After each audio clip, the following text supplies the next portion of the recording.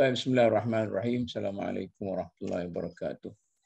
Kita meneruskan program wacana atau perbincangan kita dengan tajuk yang baru pada hari ini. Kalau sebelum ini kita mula bercakap tentang dari sebuah parti ke sebuah parti, kita mulakan dengan PKR, kemudian tentang DAP, kemudian tentang PAS, dan kemudian hari ini kita cuba melihat keadaan atau kedudukan UMNO dalam pergolakan ini.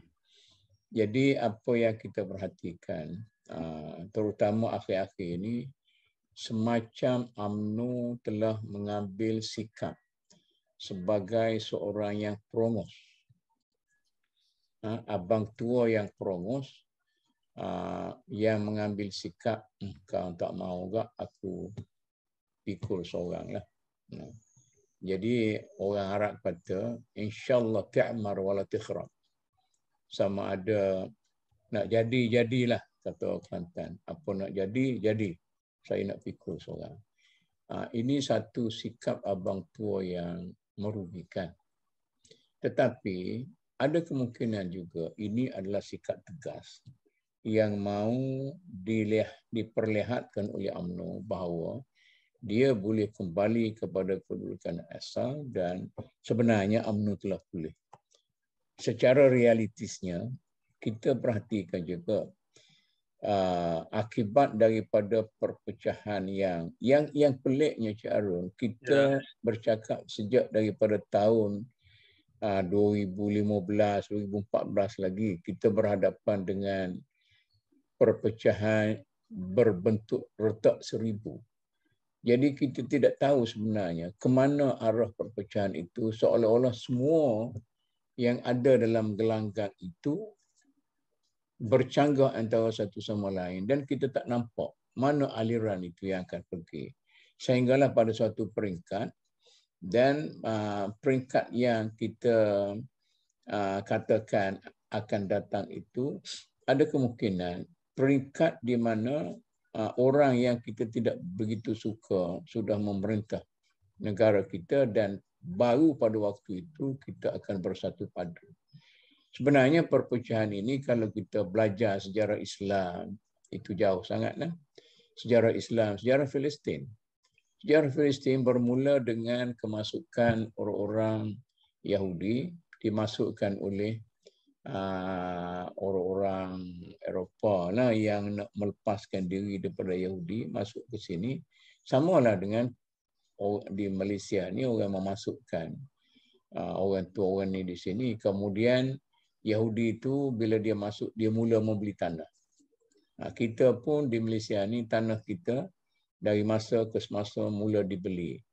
Kalau kita tak nak jual tanah-tanah itu sekeping demi sekeping, maka tanah-tanah itu dipujuk-pujuk tuannya supaya dikongsikan buat pembangunan.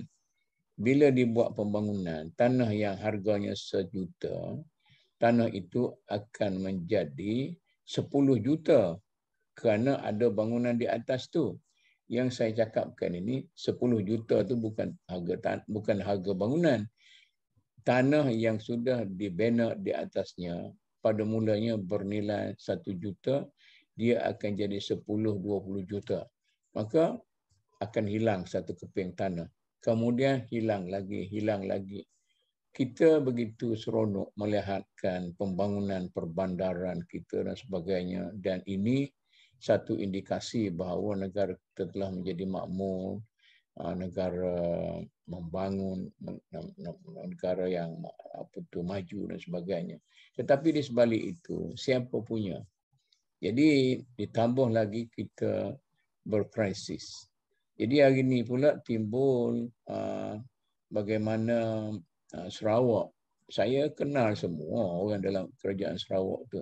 Saya tak pernah fikir pun mereka ini akan mengikut arus kerana kepentingan politik parti masing-masing, mengikut arus sampai bercadang untuk menamakan ketua menteri itu sebagai Perdana Menteri sekadar untuk memberi muka kepada mereka yang ekstremis yang selalu bercakap tentang Sarawak for Sarawakian dan sebagainya. Tapi bila saya pergi ke Sarawak, saya bercakap tak sepatut kita cakap macam tu. Jadi negara kita adalah bangsa kita ini bangsa besar, bangsa Nusantara. Tapi tiba-tiba Indonesia pula pergi letak bandar raya dia di tepi Sarawak Sabah tu dinamakan Nusantara. Kita pun tak faham bagaimana seorang yang bijak pandai seperti Jokowi itu boleh termakan cadangan bahawa bandar yang untuk nak menjadi Jakarta Raya itu ialah bandar namanya Bandar Nusantara. Adakah ini merupakan satu perasaan yang lahap daripada pemimpin-pemimpin baru mahu mengulang balik pimpinan ala Soekarno yang nak menelan semua sekali. Jadi meletakkan dirinya sebagai pusat kepada pemerintahan di Nusantara. Jadi kalau dia kata dia naklah Sabah dan Sarawak termasuk Indonesia, mungkin kacau pada waktu itu. Mungkin Sumatera kata saya nak masuk Malaysia. Tapi kalau Sumatera masuk di sini, Singapura pun akan mula kacau. Ini semuanya ini politik-politik antarabangsa yang mungkin orang kapur kita tak berapa sedar. Tapi kalau kita cakap, orang kata saya cakap besar. Orang PAS di kampung, orang UMNO di kampung, orang Bersatu di kampung tidak mempunyai kesedaran yang cukup tentang politik-politik antarabangsa yang menyocok jarum mereka itu untuk memecah belahkan. Sebelum ini kita asyik duk kata orang Arab ni bodoh lah, berbalah kacau. Sebenarnya nilai orang Arab berbanding dengan kita jauh hebat mereka itu. Tetapi oleh kerana mereka itu sudah diracun, sudah diugut, sudah dihasut, sudah dipecah-pecahkan oleh apa semua sekali itu. Kemungkinan sekarang ini pula bila Pakistan dan Afghanistan, saya ikut tu perkembangan di Afghanistan ni, usaha membaratkan Afghanistan sudah hampir berjaya di mana Taliban tidak lagi ekstremis seperti dulu.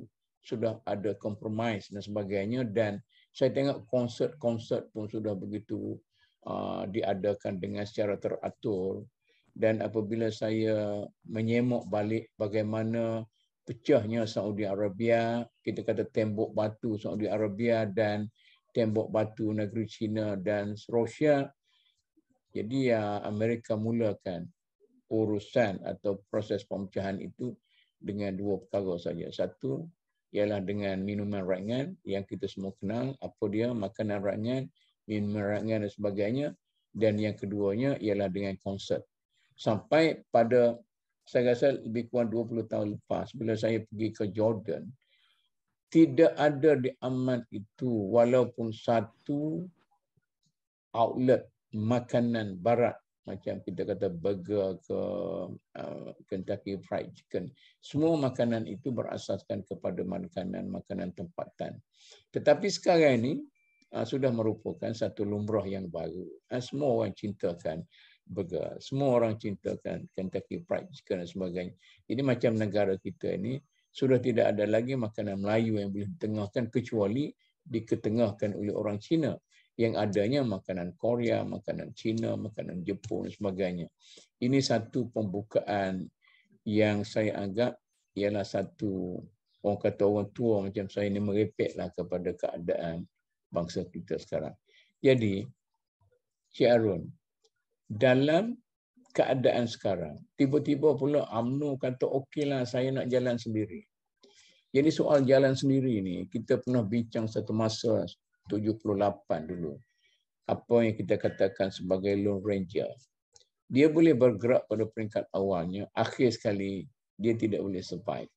Jadi apakah jalan sendiri ini satu taktik sementara yang dilakukan oleh UMNO untuk nak lawan jala yang ditebarkan oleh Tun Mahathir, ataupun ini merupakan satu sikap sebenar orang-orang UMNO yang digelarkan oleh orang PAS sebagai abang tua yang ego. Boleh Cik Arun? Okey, terima kasih Datuk. Satu introduction-nya.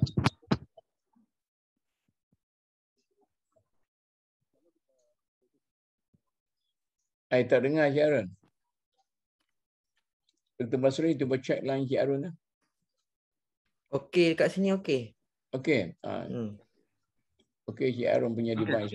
Okey. Okey, terima kasih Datuk. Ya. Satu introduction yang padat, yang melihat senario pada peringkat antarabangsa dan juga di kawasan di Nusantara ini. Cuma apabila kita kembali kepada persoalan perbincangan tajuk kita pada petang ini tentang mana kemampuan UMNO untuk bergerak secara solo, ya. Daripada sejarah dulu memanglah UMNO merupakan tulang belakang kepada parti kerajaan, dengan gabungan-gabungan parti-parti MCA, MIC, ya, PPP dan juga beberapa parti-parti kecil yang lain yang bergabung dalam bentuk satu pakatan iaitu Barisan Nasional. Walau bagaimanapun sepanjang sejarah itu UMNO lah yang menjadi tulang belakang.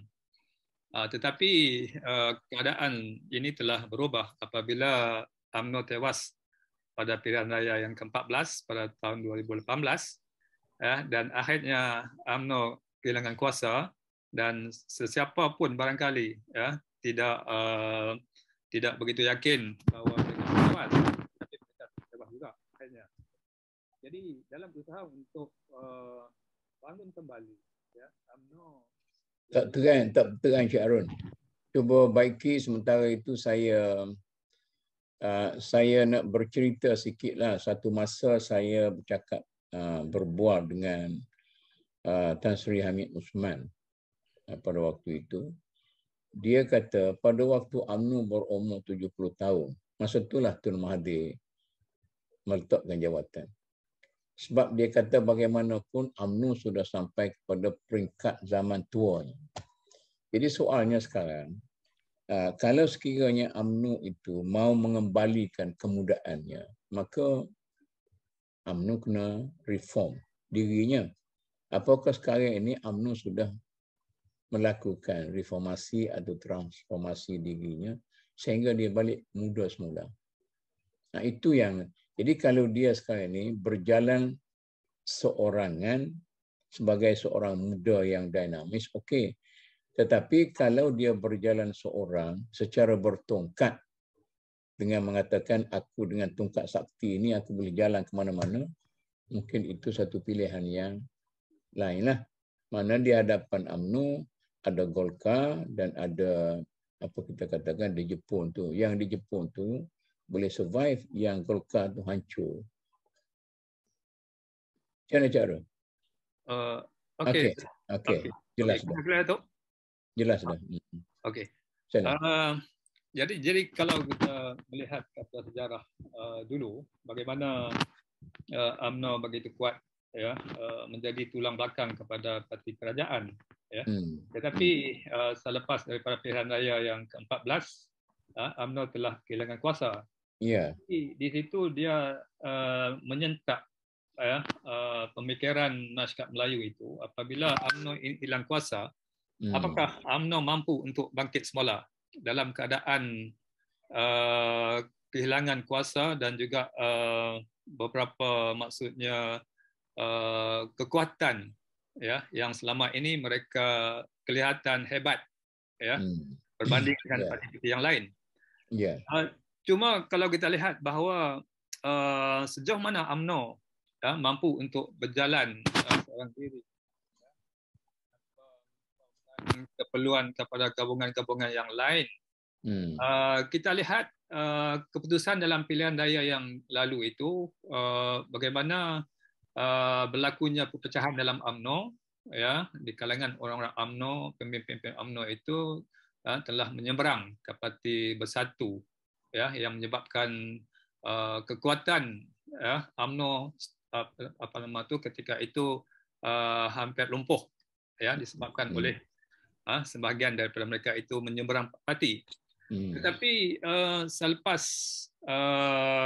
kejatuhan Pakatan Harapan ini, kemungkinan analisa politik itu memberi kelebihan kepada UMNO bahawa sebenarnya Bersatu itu tidak mempunyai apa-apa kekuatan, ya.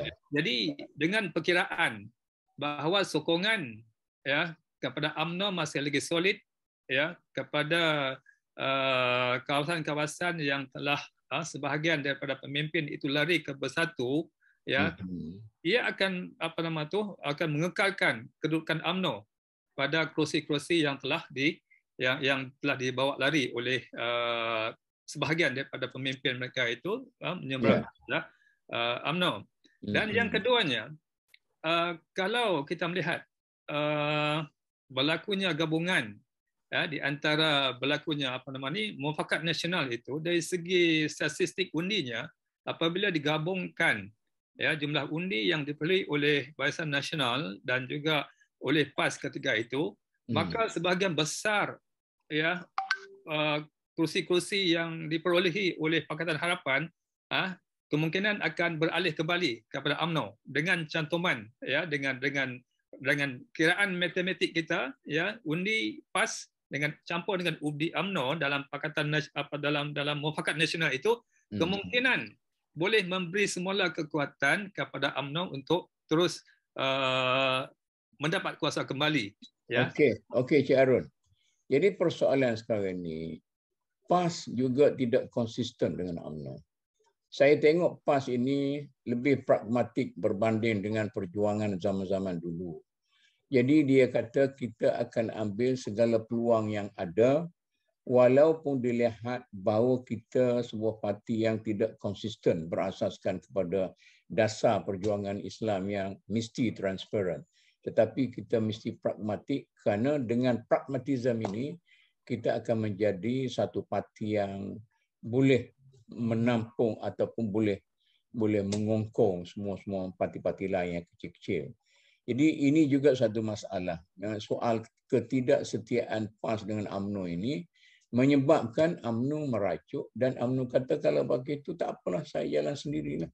Jadi saya jalan sendiri kerana merajuk dengan PAS yang tidak konsisten itu. Saya rasa UMNO pun faham tidak semua orang dalam PAS itu nak berpisah dengan UMNO. Malah saya tengok pandangan Haji Hadi dengan pandangan Mursyidul Am daripada Terengganu ke Perlis tu pun ada perbezaan juga. Di Kelantan sendiri pun ada berbeza antara orang-orang Kelantan sendiri dan mungkin Terengganu pun macam tu. Tetapi masalahnya orang-orang bawah di Terengganu, di Kelantan pun satu hal juga, bagaimana yang mengisytiharkan bahawa PAS dan UMNO itu pecah bukan oleh Presiden UMNO tetapi oleh orang bawahan yang hanya mewakili sedikit sahaja bilangannya masyarakat. Jadi mana orang Kelantan sendiri pun mempertikaikan. Saya dengar sendiri. Saya balik ke Kelantan. Orang Kelantan sendiri pun mempertikaikan sikap pegawai-pegawai ataupun orang UMNO negeri itu yang mengisytiharkan sebagai itu. Jadi kalau di Terengganu, kita tahulah bekas Menteri Besar siapa dia tu yang begitu lantang sekali nak jalan sendiri dan sebagainya. Jadi soalnya sekarang ini, apa yang boleh dibuat oleh Zaid Hamidi ialah melayan kehendak grassroots, orang bawahan, sama seperti Abang di Sarawak, Datuk Abang di Sarawak melayan orang bawahan sehingga sanggup menyatakan bahawa Sarawak perlu ada seorang Perdana Menteri. Juga seperti di Melaya lah. Mana orang Melaya, kami orang Sarawak. Maknanya usaha yang dibuat sebelum ini oleh terutama sekali oleh Tun Mahathir pada masa kekuasaan Kuku Besi Tun Mahathir dulu, menyatukan Sabah dan Sarawak itu dalam satu ikatan yang kukuh, dalam satu bentuk federasi yang sebenarnya telah dirombak balik menjadi konfederasi, di mana kita punya persatuan ini 3 komponen. Satu Melaya dan satu Sabah dan satu Sarawak, dan konfederasi ini akan ada Perdana Menteri masing-masing dan ada kita super Perdana Menteri. Samalah seperti konfederasi yang lain. Ada seorang presiden ke ataupun atau super Perdana Menteri dan sebagainya. Dan inilah yang Cik Arun dah okey dah. Okey, silakan. Sementara itu, bagi mereka yang berminat untuk berbincang, sila tunjuk muka dan senang untuk saya menjemput. Kalau dalam keadaannya ada yang tidak tunjuk muka, saya pun tak nak jemput 4-5 kali saya ulang. Tiba-tiba dia kata saya nak dengar saja ataupun dia lari dan sebagainya. Jadi saya pun tidaklah bersedia untuk. Jadi saya mintalah yang ada dalam komiti ini yang nak yang bincang awal-awal lagi tunjuk muka dan jangan 10 minit yang terakhir baru kita berebut nak bercakap. Ini perangai orang-orang Melayu yang belum direformkan, yang belum ditajdidkan. Kita tak nak orang Melayu macam ni. Orang dah makan, dah siap, baru kita nak pergi makan. China, India dah kenyang, baru kita nak pergi makan terhegeh-hegeh. Itu yang kita dapat kuah, mereka dapat isi itu. Cik Arun, hari ni saya nak merepek sikit. Okey, boleh. Ya, sila Cik Arun. Okey. Kalau kita lihat beberapa isu-isu kebelakangan ini, hubungan di antara PAS dengan UMNO, ada sedikit ketidakmesraan. Tetapi kita tidak menyangka bahawa ia telah muktamad berakhirnya mufakat nasional itu. Ya, seperti mana yang Datuk jelaskan tadi itu, kemungkinan ini merupakan gelombang-gelombang kecil pada peringkat bawahan.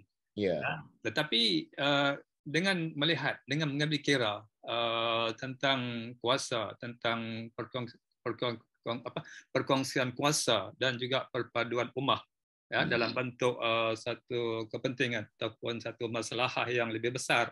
Barangkali persalahan yang kecil-kecil seperti ini boleh diperbetulkan, ya, demi untuk kita melihat bagaimana hasrat, ya, kedua-dua pihak di antara PAS dengan UMNO ketika memeterai mufakat nasional itu mempunyai suatu pendekatan untuk menyatukan orang Melayu dan juga mempertahankan kuasa Melayu. Tetapi kalau kita ikut versi UMNO itu, kemungkinan mereka itu hanya di antara Melayu UMNO dengan Melayu PAS. Bagaimana Melayu-Melayu yang lain dalam PKR, dalam amanah, dalam yang non-partition dan sebagainya. Jadi kita nak tak ke mana? Jadi kemungkinan pada pandangan PAS, kalau begitu versi UMNO itu, kemungkinan kita tidak dapat mencapai satu hasrat secara keseluruhan, ya, untuk membangunkan suatu kekuatan bangsa Melayu, ya, dalam bentuk kekuatan politik dan sebagainya. Cuma kalau perkiraan untuk nak memenangkan kuasa, mendapatkan kuasa, ya, perselisihan yang kecil seperti ini memang bawa kesan yang buruklah. Sebab kita tidak lama lagi akan berhadapan dengan pilihan raya, ya, kemungkinan pada tahun 2023, ya, berakhirnya sesi parlimen kita. Jadi di situ akan ada juga perkara-perkara yang akan membawa kepada pertikaian yang besar dari segi bagaimana kita nak pengagihan kerusi. Cik Arun, ya. Kenyataan para pemimpin UMNO bahawa mereka sudah bersedia untuk berjalan sendiri, artinya menjadi Lone Ranger, satu perkembangan yang drastik. Biasanya perkembangan drastik ini kalau tidak diikuti oleh langkah-langkah lain yang juga drastik, maka dia akan menjadi satu perkembangan kalau orang panggil dalam bahasa Kelantan, tendangan menolak pesaka. Maknanya ini adalah tendangan terakhir sebelum dia mati. Ini kita pernah mengambil kira juga. Jadi kalau kita berani menegaskan bahawa ini pendirian saya, maka mereka perlu bertindak dengan sekuat-kuatnya untuk mengembalikan keyakinan masyarakat bahawa walaupun secara solo UMNO boleh tegak dan berdiri dengan gagahnya seperti sebelum ini, tetapi dia tidak akan dapat berdiri sebelum ini selagi daki zaman yang memenuhi tubuhnya itu tidak dicuci bersihkan. Jadi sekarang ini saya tidak faham sama ada serangan terhadap, kita katakan, rasuah ditimbulkan begitu hebat sekarang ini. Apakah ia merupakan suatu perjuangan yang sebenar ke arah membenteras rasuah dalam negara kita, atau sekadar satu isu politik yang dimainkan oleh setengah pihak untuk ditujukan kepada seseorang tertentu. Jadi oleh kerana itu, kalau UMNO yang mengatakan dirinya nak bergerak secara solo itu tidak membuat langkah-langkah yang drastik juga yang boleh mengembalikan keyakinan rakyat kepada mereka dengan secara drastik, maka saya rasa macam Cik Arun pernah kenal ke pelita, aku panggil lampu telur dulu. Saya zaman kecil dulu, saya selalu bertanding tu. Orang kata pekut kita letak tangan kita atas muka tu sampai di situ, sampailah dia akhirnya dia juk naik itu mati. Jadi orang yang sabar meletak tangan di atas tu, walaupun juk naik itu, maka lampu itu akan mati, pelita itu akan mati. Maknanya kalau juk naik itu, kalau tidak ada disokong oleh hal-hal yang lain, artinya bahawa ini solo yang menggambarkan bahawa oksigen dalam ruang itu sudah hampir habis. Macam mana Cik Arun? Okey, kalau kita melihat apakah faktor orang-orang Melayu ini menolak UMNO dalam pilihan raya yang lepas? Dia ini Cik Arun, kalau faktor tu saya boleh call balik apa yang diceritakan oleh Tun Mahathir kepada Tan Sri Hamid Osman. Ini saya dengan Tan Sri Hamid Osman ini saya sebagai junior dia dan kita ikutlah. Sebab itu sebagai senior kita cuba ikut. Dia kata Tun Mahathir telah memberi amaran kepada orang-orang UMNO pada waktu itu, kalau kita tidak reformkan UMNO ini, tentu sekali UMNO ini akan hancur, akan kalah. Jadi saya tidak nak mengatakan kerana itulah maka Tun Mahathir telah meletakkan jawatannya daripada UMNO kerana tak mahu UMNO itu kalah di tangannya. Kerana tidak ada seorang pemimpin pun dalam negara ini yang egonya lebih tinggi daripada Tun Mahathir. Sebab kita dalam forum-forum ini kita menggenarkan Tun Mahathir itu sebagai Firaun kecil. Sebagaimana orang menggelarkan Nasir, Sadat dan sebagainya sebagai Firaun kecil. Jadi bila dia pindah kepada Allah Badawi, rupa-rupanya Abdullah Badawi dapat menaikkan imej UMNO sehingga saya kalau tak salah ingat dia dapat 2/3. Tetapi kepulihan itu, kepulihan yang berlaku pada zaman Abdullah Badawi itu kalau disokong kuat oleh suatu gerakan-gerakan seterusnya, tajdid, pembaharuan seterusnya, dia akan terus. Tetapi malangnya mereka mula berbalah pada waktu itu. Di bawah Allah Badawi mereka mula berbalah, kemudian di bawah siapa-siapa lagi pergi kepada Datuk Najib berbalah lagi dan kemudian berbalah-balah lagi. Kalau saya balik kepada sejarah lama kerajaan Islam, bila lahirnya kelompok-kelompok kecil ini, mereka akan berbalah sehingga akan melupakan sebenarnya apa isu sebenar dalam negara kita, dan pada waktu itulah orang mengambil kesempatan untuk menubuhkan kerajaan lain, menubuhkan dinasti lain dan sebagainya. Dan kalau kita bernasib baik daripada yang baik, tapi saya tak nampak dalam keadaan orang Islam Melayu berpecah macam ni, yang akan datang itu semestinya orang lain. Macam mana Cik Arun? Okey, mungkin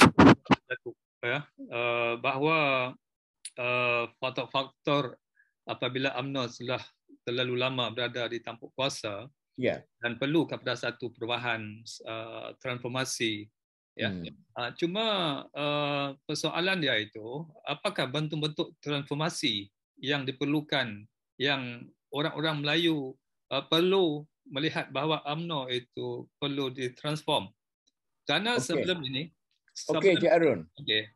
Ternyata bahawa Tun Mahathir apabila dia masuk campur balik tahun 16, sebelum pilihan 16, sebelum pilihan 16, dengan hasrat untuk nak mereform balik pergerakan politik Melayu, dan dia mendapat sokongan yang padu daripada orang Melayu dan dia dapat pula mempengaruhi orang bukan Melayu sehingga walaupun slim majority tetapi mereka dapat menupaskan kerajaan yang ada yang dianggap sebagai mempunyai daki-daki yang banyak, daki sejarah.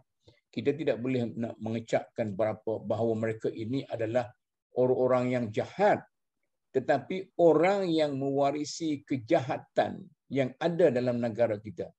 Ini yang kita perlu bersikap adil kepada orang semacam Datuk Najib dan sebagainya. Tak boleh kita nak labelkan dia itu sebagai orang jahat, tetapi orang yang memikul taib, orang yang memikul kejahatan bangsa pada zamannya, maka kejahatan itu telah menjadi lebih berat kerana digambar-gemburkan, dibuka rahsianya dan sebagainya, maka dia terpaksa pikul. Kita perlu insaf di situ.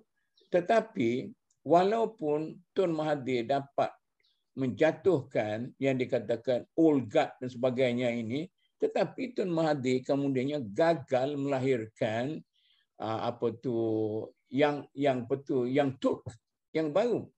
Jadi silap percaturan dengan geng di bawah dia sehingga apa yang dikatakan langkah Shiratuk itu pada mulanya dilihat berjaya. Pertama sekali dia berjaya dalam membawa kepada pembaharuan sehingga tertubuh kerajaan baru.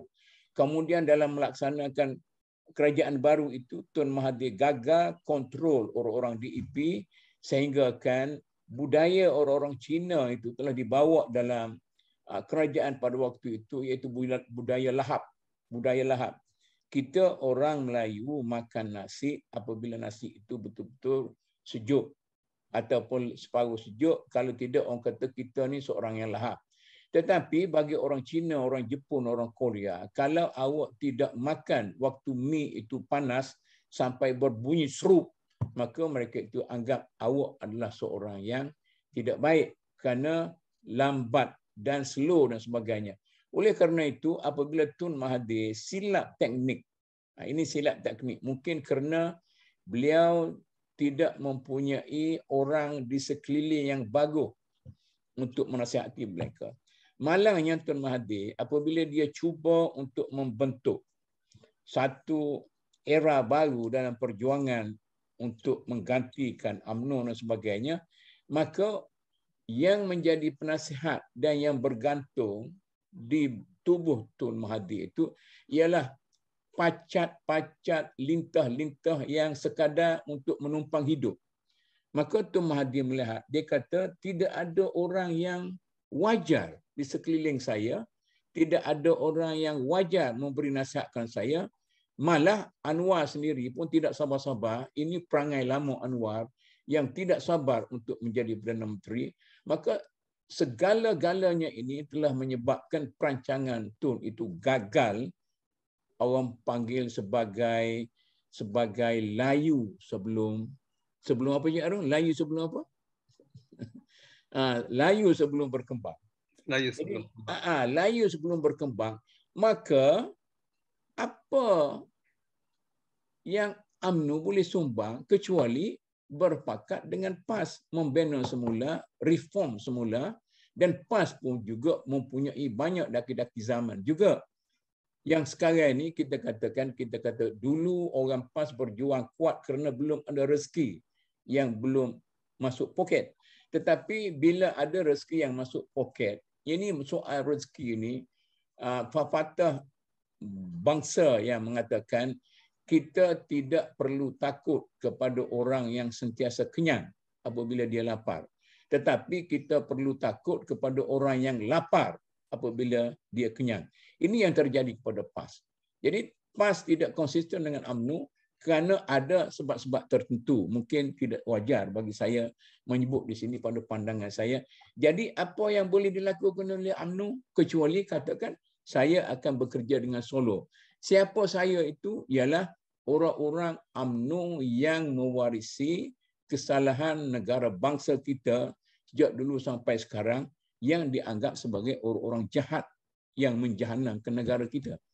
Jadi Cik Arun, saya saya bagi floor kepada Cik Arun.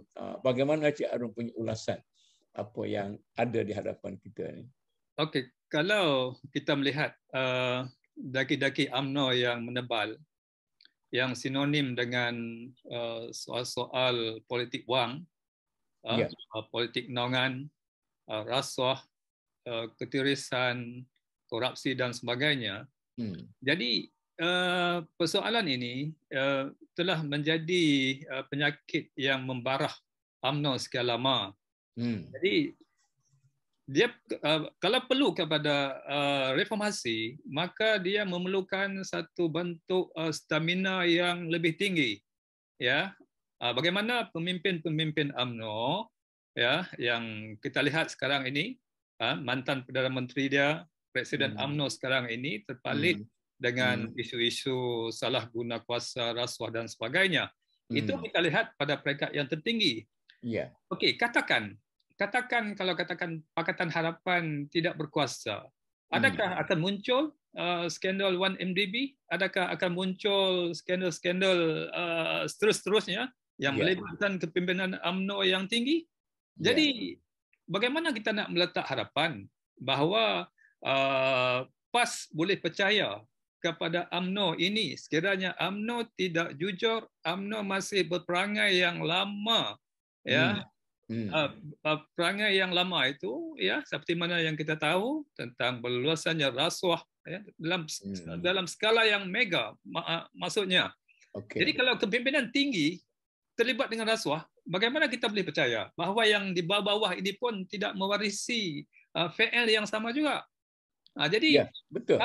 Kalau kita katakan bagaimana seekor kambing nak berkawan dengan seekor serigala, kan, dalam konteks orang-orang PAS ini orang-orang yang baik-baik, orang-orang yang yang kelihatan berpegang kepada nilai-nilai keislaman, bagaimana dia boleh masuk ke dalam suatu kawanan, ya, yang telah sekian lama, ya, isu-isu skandal-skandal penyelewengan yang telah lama itu bagaimana? Jadi PAS pun kemungkinan ialah akan menjadi masalah apabila berkongsi kuasa nanti, mereka akhirnya menjadi dilema kepada mereka. Kerana apa yang ada dalam DNA UMNO itu sukar untuk dibuang dan akhirnya akan menjadi liability kepada PAS nanti. Jadi kemungkinan kalau PAS berfikir panjang, adakah Cik Arun, adakah kita anggap bahawa UMNO itu sudah mengandungi DNA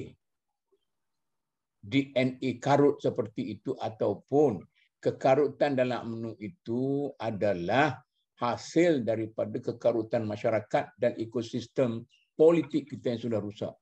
Orang yang terpaksa menanggung dosa bangsa kita yang sebelum ini, jadi kita tidak boleh bangkitlah siapa yang berdosa sebelum ini. Sebab dalam hidup ini, seorang pribadi, walau bagaimana kecil atau besar sekalipun, ada dosa dan ada pahalanya. Jadi soal baik dan buruk itu hanya terhenti atas perimbangan antara dosa dan pahala. Sejak daripada tahun 57 sampai sekarang ini, maknanya wa amma zabadu fayadhhabu jufaa wa amma ma yanfa'un nas fayamkuthu fil ardi. Yang menjadi buih itu hilang begitu saja, menjadi daki masyarakat dan bangsa.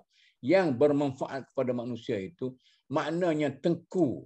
Walaupun Tun Mahathir labelkan sebagai Perdana Menteri yang bobrok dan sebagainya, ada kebaikannya yang tersendiri. Tun Hussein Un yang dianggap sebagai orang yang skema dalam memerintah negara, ada kebaikan sendiri. Tun Mahathir, jelas bahawa kebaikan Tun Mahathir itu banyak juga. Tetapi keburukannya juga perlu kita iktirafkan, ada keburukan yang tersendiri dan sebagainya. Dan seterusnya dan sebagainya. Oleh kerana itu, jadi bolehkah bangsa kita ini mengakui bahawa setiap daripada kita ada baik dan buruknya? Maka mengapa kita sengaja sesama kita mempertikaikan keburukan orang? Tidakkah boleh kita mencongkel kebaikan setiap daripada kita? Bahawa Tengku Abdul Rahman itu pemimpin yang mempunyai jasa. Bahawa Tun Razak itu pemimpin yang mempunyai jasa yang besar. bahawa Hussein juga, bahawa Tun Mahathir pun begitu besar sehingga satu masa sinonim antara Mahathir dengan Malaysia itu. Orang lebih kenal Mahathir daripada Malaysia. Kemudian Pak Lah Badawi, saya sendiri duduk di UIA pada waktu itu, kata orang-orang foreigners di UIA, inilah contoh Perdana Menteri Malaysia yang paling baik sekali dalam sejarah Malaysia, tetapi ditumbangkan dengan begitu saja. Datuk Najib ini seorang yang telah cuba menyelamatkan bangsa kita dengan caranya yang tersendiri. Maka dia dipalit dengan 1MDB, dengan apa-apa semua sekali. Tidakkah boleh kita semua ini melihat kita semua ini dari teropong yang positif? Mengapa yang negatif itu ditimbulkan? PAS menimbulkan negatif UMNO. UMNO menimbulkan negatif Bersatu. Bersatu menimbulkan negatif. Jadi tidakkah ada gerakan satu tajdid bangsa, satu reformasi bangsa dan sebagainya? Jadi kalau saya tengok, kalau UMNO nak reform diri dia, maaf Cik Arun, saya bercakap banyak sikit ya, geram juga dengan para penonton kita yang tidak ada siapa pun yang akan membantu kita untuk membincangkan. Mujur Cik Harun ada, Cik Harun mujur berbincang dengan kita. Siapa dia selain daripada Dasuki seorang? UMNO nak reform macam mana? Orang muda yang berani pergi ke tengah hanya Datuk Dasuki seorang. Adakah dengan Datuk Dasuki seorang ini UMNO boleh reform diri dia? Reform diri bukan artinya tendang orang lain. Saya punya pandangan. Nak reform sesuatu politik itu sama seperti kita nak memutlakkan air yang mustakmal. Kita orang Islam kan? Air, ibarat kalau UMNO itu air yang mustakmal. Bagaimana kita nak memutlakkan air yang mustakmal itu? Adakah kita kena curah ke bawah? Itu orang panggil mendengar guruh di langit. Air di tempayan sudah dicurahkan. Maka hasilnya ialah tahun 16 kita sepak UMNO keluar, tetapi kita gagal memberi satu alternatif yang lebih baik daripada UMNO, dan sampai sekarang ini kita berbala. Saya punya teori, nak memutlakkan air yang mustakmal itu, kita tambah dan tambah air mutlak, sehingga nisbah air mutlak itu lebih banyak daripada air mustakmal. Maka semua yang ada dalam bejana itu menjadi air mutlak semuanya, tanpa menyingkir sesiapa pun, tetapi menambahkan unsur yang baik. Saya bicara Cik Harun pada hari ini. Seolah-olah Cik Harun. Jadi saya tengok, kalau kita macam tu, PAS juga memerlukan pembersihan seperti itu. Dalam PAS tu ramai yang sudah tua, yang sudah lagi tidak begitu mampu berfikir dengan baik dan sebagainya. Kekecohan dalam PAS yang ada sekarang ini boleh terjadi seperti macam itu. Dalam parti Tun Mahathir tinggal seorang. Sebab Tun Mahathir telah dilihat sebagai orang nyanyuk tua yang tidak boleh lagi kita berpegang kepada dia untuk mendapat sesuatu. Dan begitu juga Datuk Najib sudah dikotorkan sekotor-kotornya, sehingga setiap hari orang memblame dia sebagai orang ketua rasuah dan sebagainya, padahal dia terpaksa memikul segala kesalahan orang-orang terdahulu. Jadi macam mana? Ini Sarawak pula nak lari daripada kita.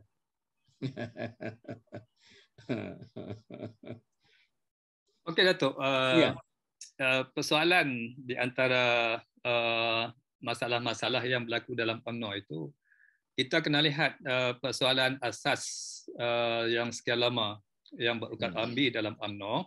Okey. Apakah sebenarnya asas survival kekuatan UMNO itu?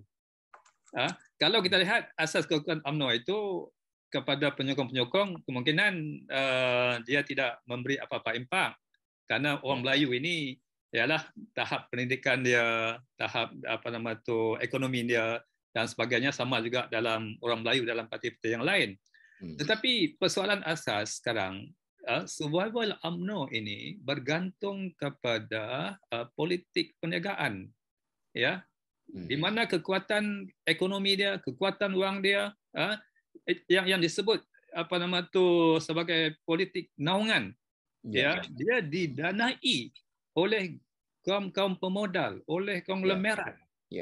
Dan penglibatan golongan-golongan pemodal ini, golongan-golongan konglomerat ini yang mendanai UMNO sekian lama untuk bergerak untuk mempengaruhi, untuk berkuasa, menjadi kuasa dalam kerajaan, seolah-olah kerajaan itu UMNO, parti UMNO itu adalah kerajaan.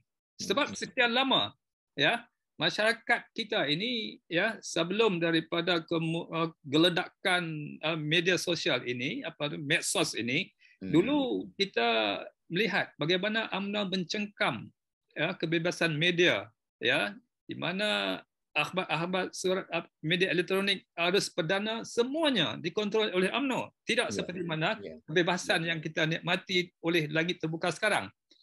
Jadi kalau kita rajin membaca tentang tulisan-tulisan, kajian-kajian, satu contoh misalnya kalau kita boleh sebut Terence Gomez misalnya tentang political business, corporate involvement of Malaysian political parties misalnya. Di situ dia mendedahkan bagaimana adanya hubungan yang rapat di kalangan parti-parti, terutama sekali UMNO dengan golongan-golongan pemodal konglomerat ini yang menjadi saling memerlukan. UMNO dengan kuasa yang ada pada kerajaan akan memberi kelebihan-kelebihan kepada mereka yang telah mendadai wang kepada survival untuk modus operandi UMNO ini sebagai satu parti politik yang kuat. Jadi di situlah. Cik Arun fikir apakah konglomerat yang ada di negara kita sekarang cukup berani untuk meninggalkan UMNO? Ataupun masih lagi serba salah? Kalau saya tinggalkan UMNO, saya yang akan hancur kerana UMNO tetap akan berkuasa juga. Okey, kita lihat di zaman kejatuhan Datuk Seri Anwar Ibrahim dulu. Berapa banyak konglomerat ataupun pemodal-pemodal yang pro Anwar ketika itu, apabila Anwar jatuh, mereka pun turut jatuh bersama. Jadi itu sebagai contohlah. Kalau kita nak bercakap selepas kejatuhan UMNO ini sekalipun, selepas kejatuhan di tangan Pakatan Harapan, golongan-golongan ini pun akan dapat sedikit sebanyak dia punya malapetaka dia akibat daripada mereka itu pro kepada UMNO dulu. Jadi ini dikatakan apabila kita sebut tentang wujudnya dikatakan derma politik, adakah sama derma politik ini dengan derma kita derma untuk buat masjid, derma untuk buat Mahat Hafiz. Walaupun itu namanya derma politik, tetapi itu adalah pada hakikatnya dia merupakan scheme of thing, di mana kedua-dua pihak akan mendapat bahagian masing-masing. Selepas daripada suatu pihak berkuasa, maka pihak yang lain itu dianggap yang mendanai politik, ia dianggap sebagai satu bentuk pelaburan, bukan sebagai satu derma politik. Dia adalah sebagai satu bentuk pelaburan yang akan ada pelaburan yang merugikan bangsa. Begitu? Karena apa?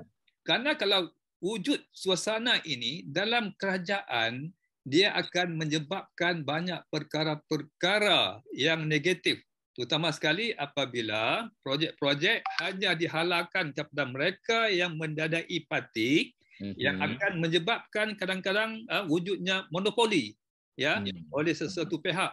Jadi ini akan memberi kesan yang akan membentuk satu lingkaran ganas kepada dalam sistem ekonomi, hanya satu pihak sahaja yang memonopoli projek-projek, tender-tender dan sebagainya. Kesan daripada hubungan mereka dengan parti politik. Okey, Cik Arun. Saya nak cuba beralas sikitlah dengan rakan-rakan kita dalam kaunti ni. Saya tengok di sini Norita, dia tak tutup mikrofon dia buka mikrofon. Adakah Norita nak memberi pandangan dalam perbincangan ini? Okey, teruskan Cik Arun. Soalnya sekarang ini, kalau sekiranya Tadi kita bangkitkan soal realiti. Banyak kita duk bincang tentang realiti sekian-sekian dalam masyarakat kita. Tetapi bolehkah kita beralih ke depan, move ke depan? Sekarang ini kita bincang, UMNO telah mengisytiharkan bahawa dia akan bergerak solo. Hari ini kawan saya, pengulas politik kata, oleh kerana UMNO bergerak solo dan parti-parti pembangkang tetap lagi berpecah belah, maka itu memberi kekuatan kepada UMNO. Jadi ada kemungkinan UMNO akan mengulangi kejayaannya di Melaka, iaitu akan dapat 2/3. Dalam pandangan saya lah, besar kemungkinan UMNO akan dapat 2/3 di Melaka. Dalam di Johor tu. Di Johor. Dalam ilmu psikologi ada satu istilah yang mengatakan keseronokan mendapat kemenangan. Okey? Sebab itu orang yang menang itu akan menang kerana dia mempunyai semangat untuk menang itu melonjak. Jadi pihak pembangkang pula akan ditindih oleh rasa rendah diri dan kecil hati kerana selalu kalah. Dan kalau macam ni, teori ini boleh digunakan, artinya UMNO sedang membina kembali. Orang panggil dia punya comeback dalam politik sebagai leader dalam politik. Tetapi keseronokan menang itu kadang-kala juga merupakan serampang dua mata. Ada kemungkinan membawa kejayaan dan ada kemungkinan orang yang terlampau seronok dengan kejayaan itu akan rasa bahawa dia boleh berjaya seterusnya, maka dia cepat melangkah. Misalnya, maka dia rasa dia sekarang ni boleh menumpaskan kerajaan PAS di Kedah ataupun menumpaskan PAS di Terengganu atau sebagainya. Ada kemungkinan beliau berhadapan dengan kenyataan yang berbeza. Jadi oleh kerana itu, adakah langkah solo ini merupakan langkah taktik sementara ataupun sudah merupakan strategi yang sepenuhnya kepada UMNO yang perlu dipupuk?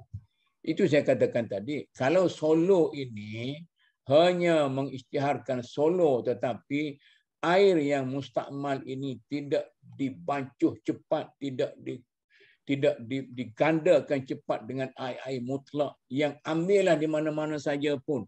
Orang-orang yang betul-betul yang tidak mempunyai daki, yang belum mempunyai daki, walaupun berada dalam keadaan dunia yang berdaki, maka insya-Allah yang dikatakan air mustakmal dalam UMNO yang ada sekarang ini akan merupakan air yang mutlak kerana telah dimutlakkan oleh air mutlak yang baru.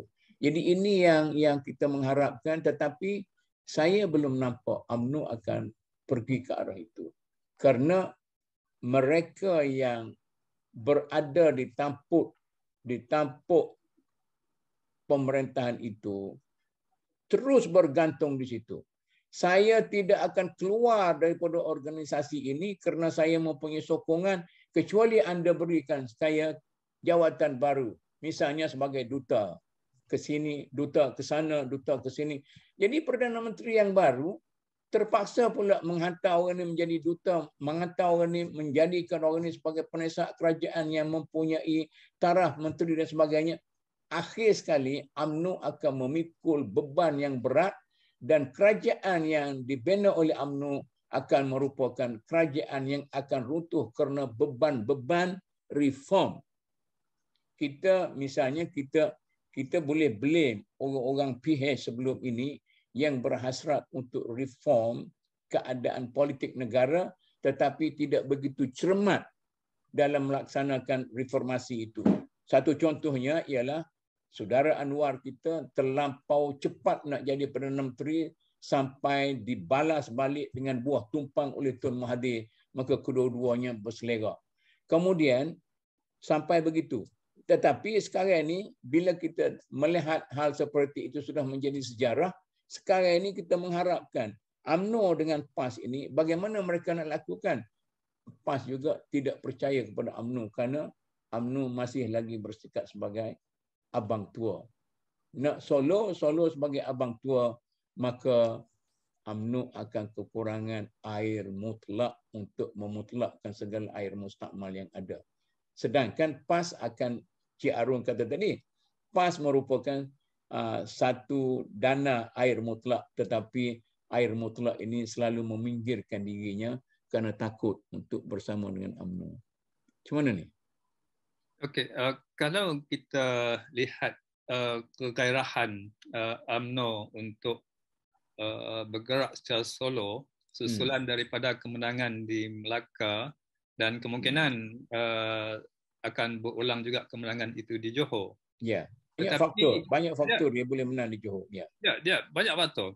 Di antaranya wabak pandemik ini tentang SOP yang menyebabkan peluang-peluang untuk pihak pembangkang tidak dapat secara meluas berkempen. Yang keduanya kemungkinan golongan muda tidak keluar mengundi ataupun anak-anak perantauan di luar daripada Johor untuk pulang mengundi disebabkan oleh faktor-faktor yang tertentu. Yang ketiga, kemungkinan pihak pembangkang tidak bersatu. Tetapi saya merasakan bahawa satu cabaran yang hebat sekiranya berlakunya pertarungan 1 lawan 1 di Johor itu di antara UMNO dengan pihak pembangkang. Jadi kalau pembangkang bersatu, kemungkinan adanya cabaran yang besar kepada UMNO. Tetapi dalam konteks sekarang ini kita masih belum melihat apakah strategi pihak pembangkang atas nama katakan. Cik Arun, adakah pembangkang ini bersedia untuk menjadi satu force alternatif kepada UMNO? Cik Arun nampak ke para pembangkang ini boleh menjadi dan berhasrat untuk jadi alternatif dalam konteks kita orang Melayu? Menjadi alternatif pada UMNO. Cuba tunjuk mana satu pertubuhan politik dalam negara kita yang boleh menjadi alternatif pada UMNO. Boleh? Inilah dilema kita dalam untuk memperlihatkan satu barisan pembangkang yang boleh menjadi alternatif kepada UMNO sekarang ini. Dalam keadaan di mana katakan pembangkang itu kalau boleh kita nisbahkan kepada Pakatan Harapan lah, parti-parti yang lain itu hanyalah bergerak secara yang kecil-kecilan. Tetapi kalau Pakatan Harapan ini dapat melakukan satu comeback ataupun satu formula yang solid, bersatu dalam gabungan-gabungan pembangkang dengan satu gagasan, satu matlamat perjuangan yang secara universalnya memperjuangkan tentang keadilan, tentang reformasi sistem, tentang ketulusan, tentang tadbir urus yang baik, maka kita merasakan bahawa ini adalah asas kepada kekuatan yang boleh diwujudkan oleh pembangkang. Tapi Cik Arun yang Cik Arun dikatakan itu telah ternyata gagal sebelum ini. Apabila Pakatan Harapan diberi peluang memerintah dalam masa tertentu, pada peringkat awal, ramai orang rasa lega kerana mereka dapat menjadi alternatif kepada parti barisan yang dikatakan begitu terbeban dengan daki-daki zaman dan sebagainya. Tetapi gelagat mereka itu masih lagi menjadi gelagat pembangkang. Mereka tidak diasuh untuk menjadi pemerintah kecuali beberapa elemen dalam DAP. Jadi orang-orang Melayu kita walaupun sudah menjadi kerajaan, tetapi kerajaan yang liar, yang Tun Mahathir mengatakan bahawa saya berada dalam satu suasana yang berbeza daripada suasana di mana saya memimpin UMNO dulu.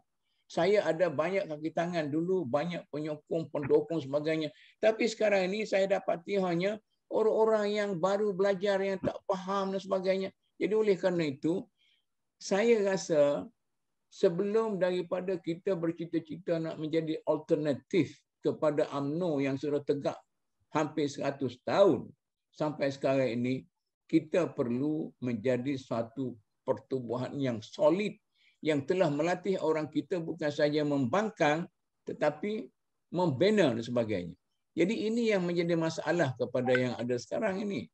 Jadi itu saya kata sayanya orang yang menyoal sajalah, itu dilema kita. Jadi tidak ada siapa yang boleh jawab. Macam UMNO tadi kita jelaskan, dia punya reform kelihatannya tidak akan berjaya kerana mereka itu tidak berjaya memasukkan unsur-unsur baru.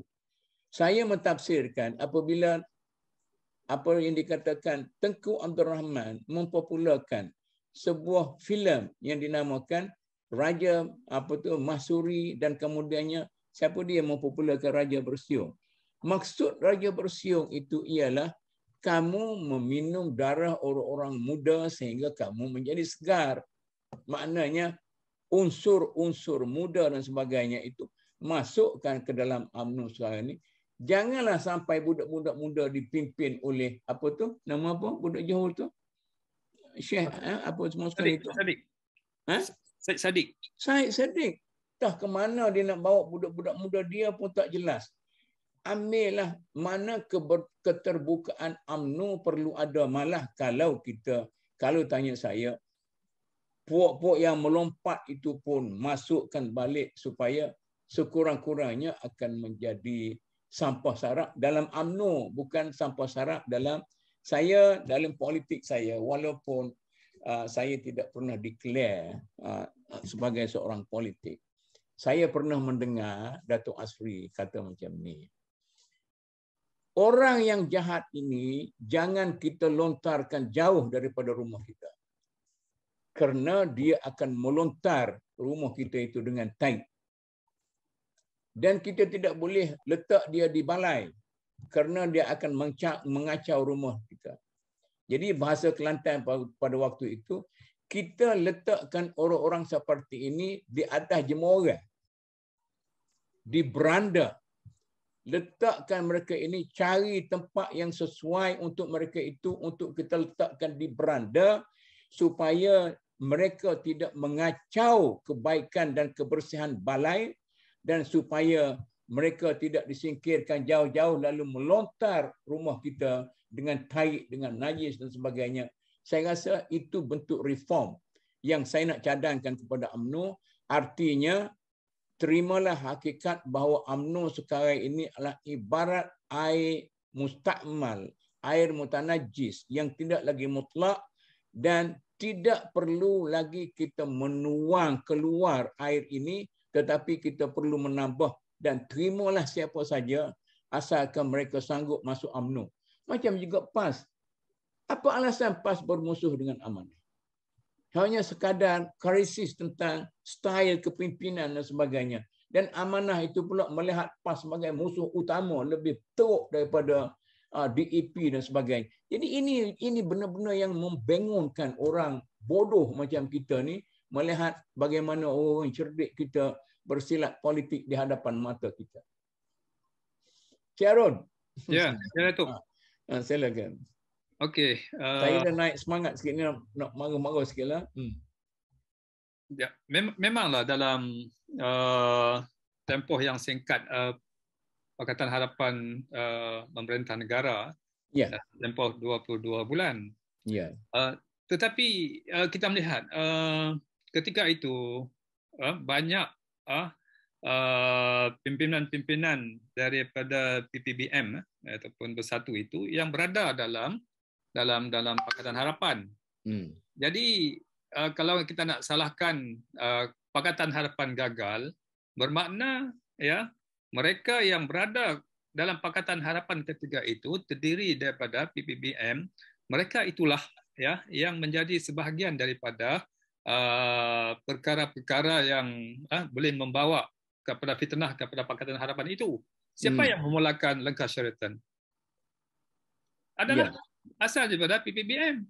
Dan isu-isu yang ditimbulkan ketika Pakatan Harapan berkuasa itu, kebanyakan menteri-menteri adalah daripada PPBM. Dan kenapa mereka tidak secara responsif, ya, melaksanakan tugas sesuai dengan slogan ke arah Malaysia baru, ya, ataupun slogan-slogan reformasi. Saya tolong jawab. Boleh, Cik Harun? Boleh, Tok, boleh.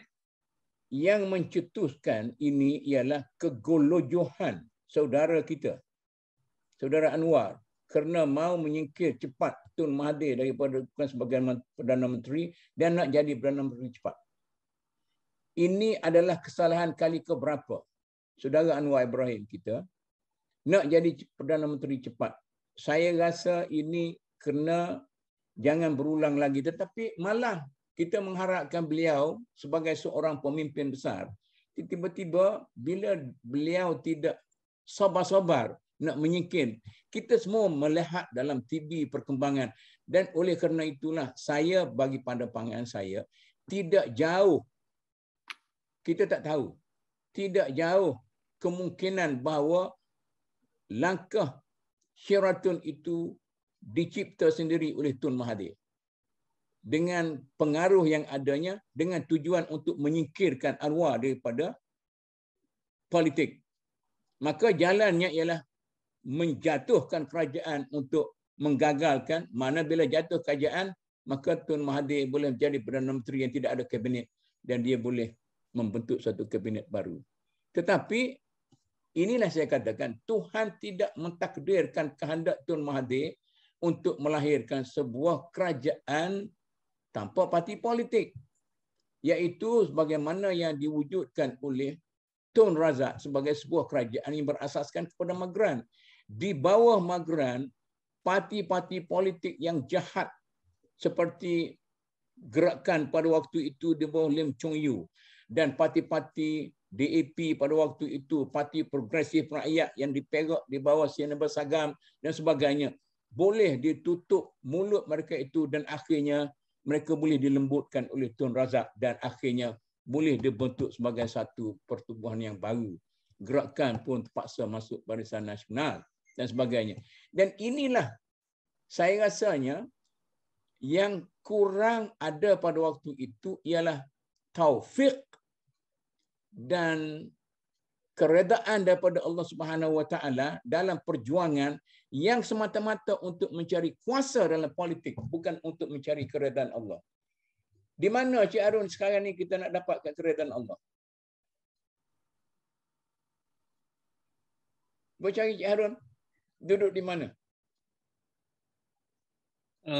Dalam sistem politik kita, apabila kita berada dalam satu sistem demokrasi sekular yang mengenepikan nilai-nilai akhlak, moral dan sebagainya, dan inilah hasil yang kita dapat, ya, apabila matlamat menghalalkan cara, segala tingkah laku politikus kita ini bertindak ala Machiavellian, ya, yang bermatlamat matlamat menghalalkan cara ini. Dan apa yang kita dapati sekarang ini, apabila kita berbincang tentang tidak adanya keberkatan, tidak adanya rahmat, ya, dalam negara ini dari segi pengurusan politik dan kenegaraan dan pemerintahan, maka apakah lagi sebenarnya? Apabila kita berada dalam satu suasana kerosakan sistem ekosistem politik yang tidak berasaskan kepada nilai-nilai akhlak, ya, nilai-nilai moral, etika, ya. Jadi inilah kalau Datuk tanya, ya, di mana keberkatan, ya. Jadi apabila kita berada dalam satu ekosistem yang terbentuk hasil daripada sistem demokrasi sekular, dan kita faham akan keburukan yang menidakkan agama, yang memandang rendah kepada nilai-nilai moral dan etika dan sebagainya, maka kesan yang kita dapati hari ini iaitu kerosakan, ya, dalam negara kita ini, sama ada dalam bidang ekonomi, dalam bidang politik dan juga dalam bidang-bidang yang lain.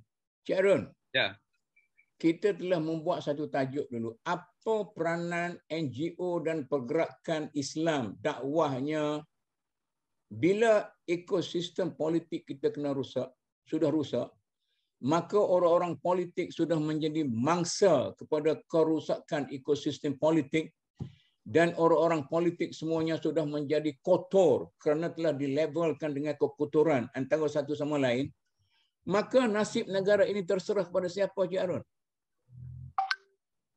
Di mana para ulama kita?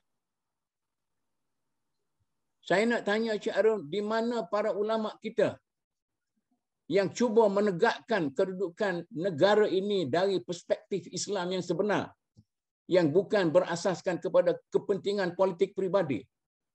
Di mana para pendakwah kita? Senyap dan tidak berani mengangkat muka untuk menyatakan sesuatu.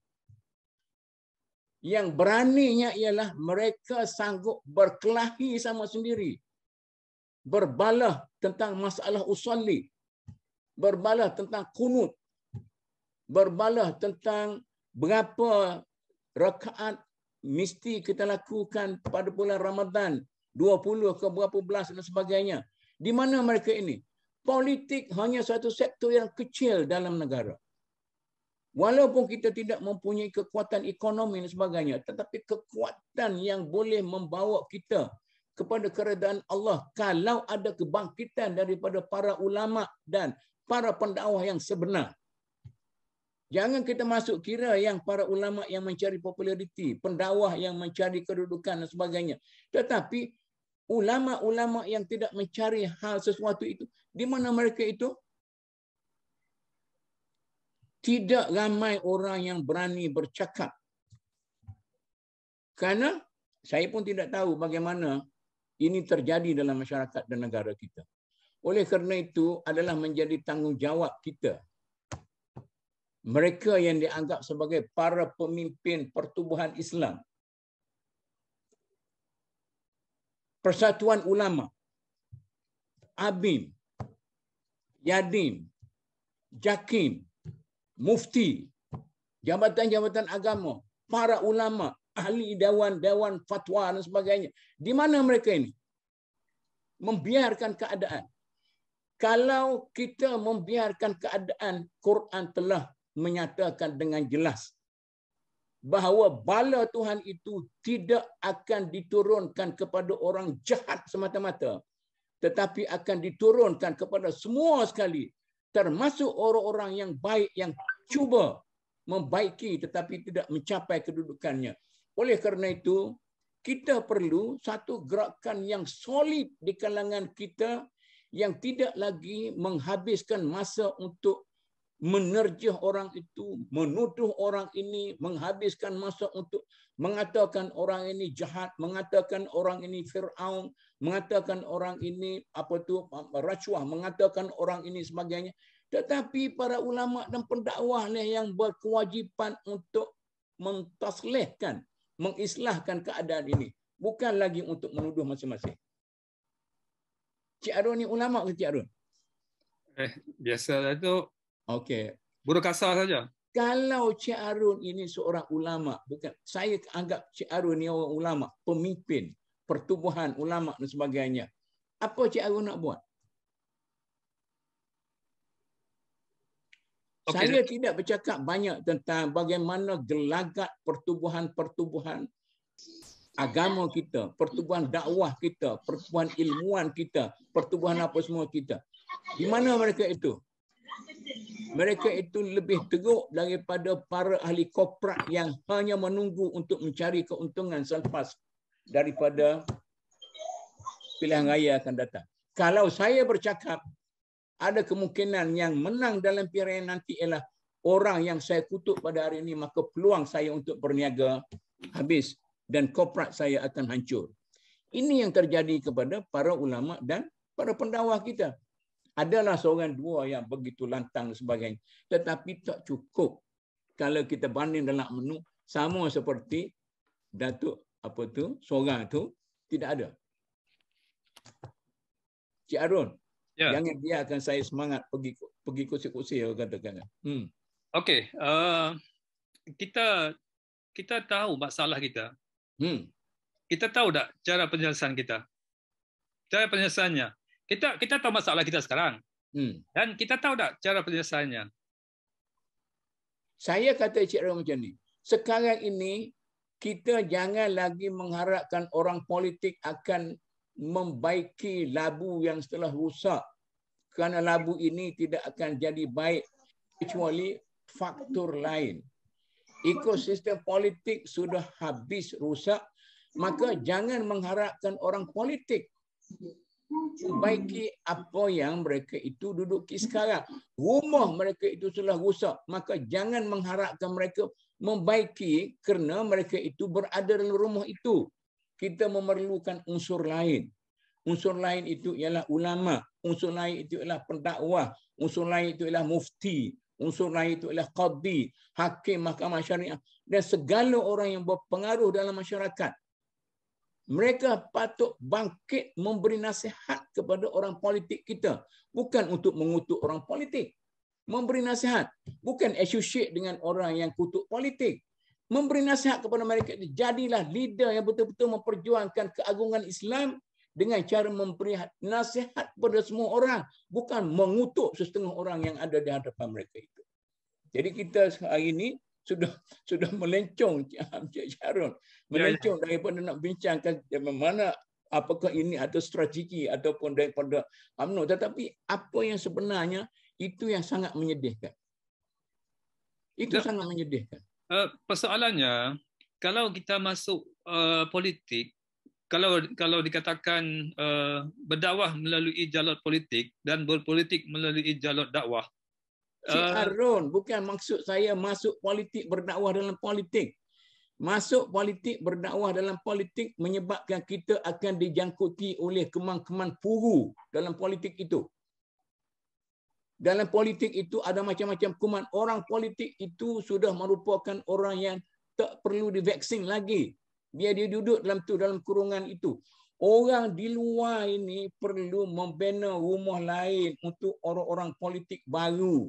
Sistem baru, suasana baru, keadaan baru sehingga kesedaran itu akan lahir. Macam kita katakan, kita ada banyak padang rumput. Jangan habiskan masa untuk menebas padang rumput B dan sebagainya. Kembangkan rumput di bahagian A, nanti dia akan lahir rumput-rumput hijau yang untuk dimakan oleh kambing kita.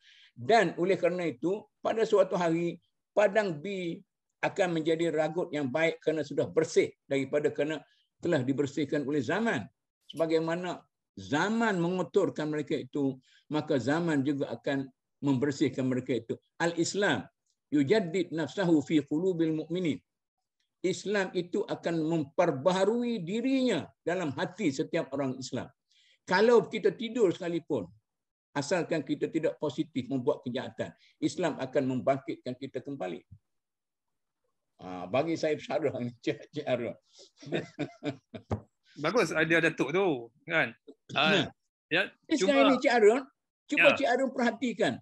Berapa orang ulama yang bangkit bukan menegur orang politik tapi bekerja untuk membina suatu ekosistem yang bagus untuk politik kita. Orang politik pun sekarang ni satu pasal. Kalau ada seorang dua yang cuba membina, dia cemburu orang ni. Dia kata orang ni nak masuk politik ni. Orang ni nak ambil kuasa daripada aku ni. Tapi kalau sudah begitu ramai menyatakan bahawa kami mahu islah kebaikan kepada negara ini dan soal politik itu, ambillah puak-puak awak lepas ni. Bersihkan dulu sementara kami membina satu ekosistem yang baru. Okey Datuk, kalau ada kesedaran yang tinggi, ada stamina kesedaran yang tinggi di kalangan mereka yang kita sebutkan tadi, ya, ulama, pendakwah, mufti, pegawai-pegawai agama dan institusi ataupun pertubuhan masyarakat badani, yang berasaskan kepada dakwah dan sebagainya, ya, satuan ulama. Maksudnya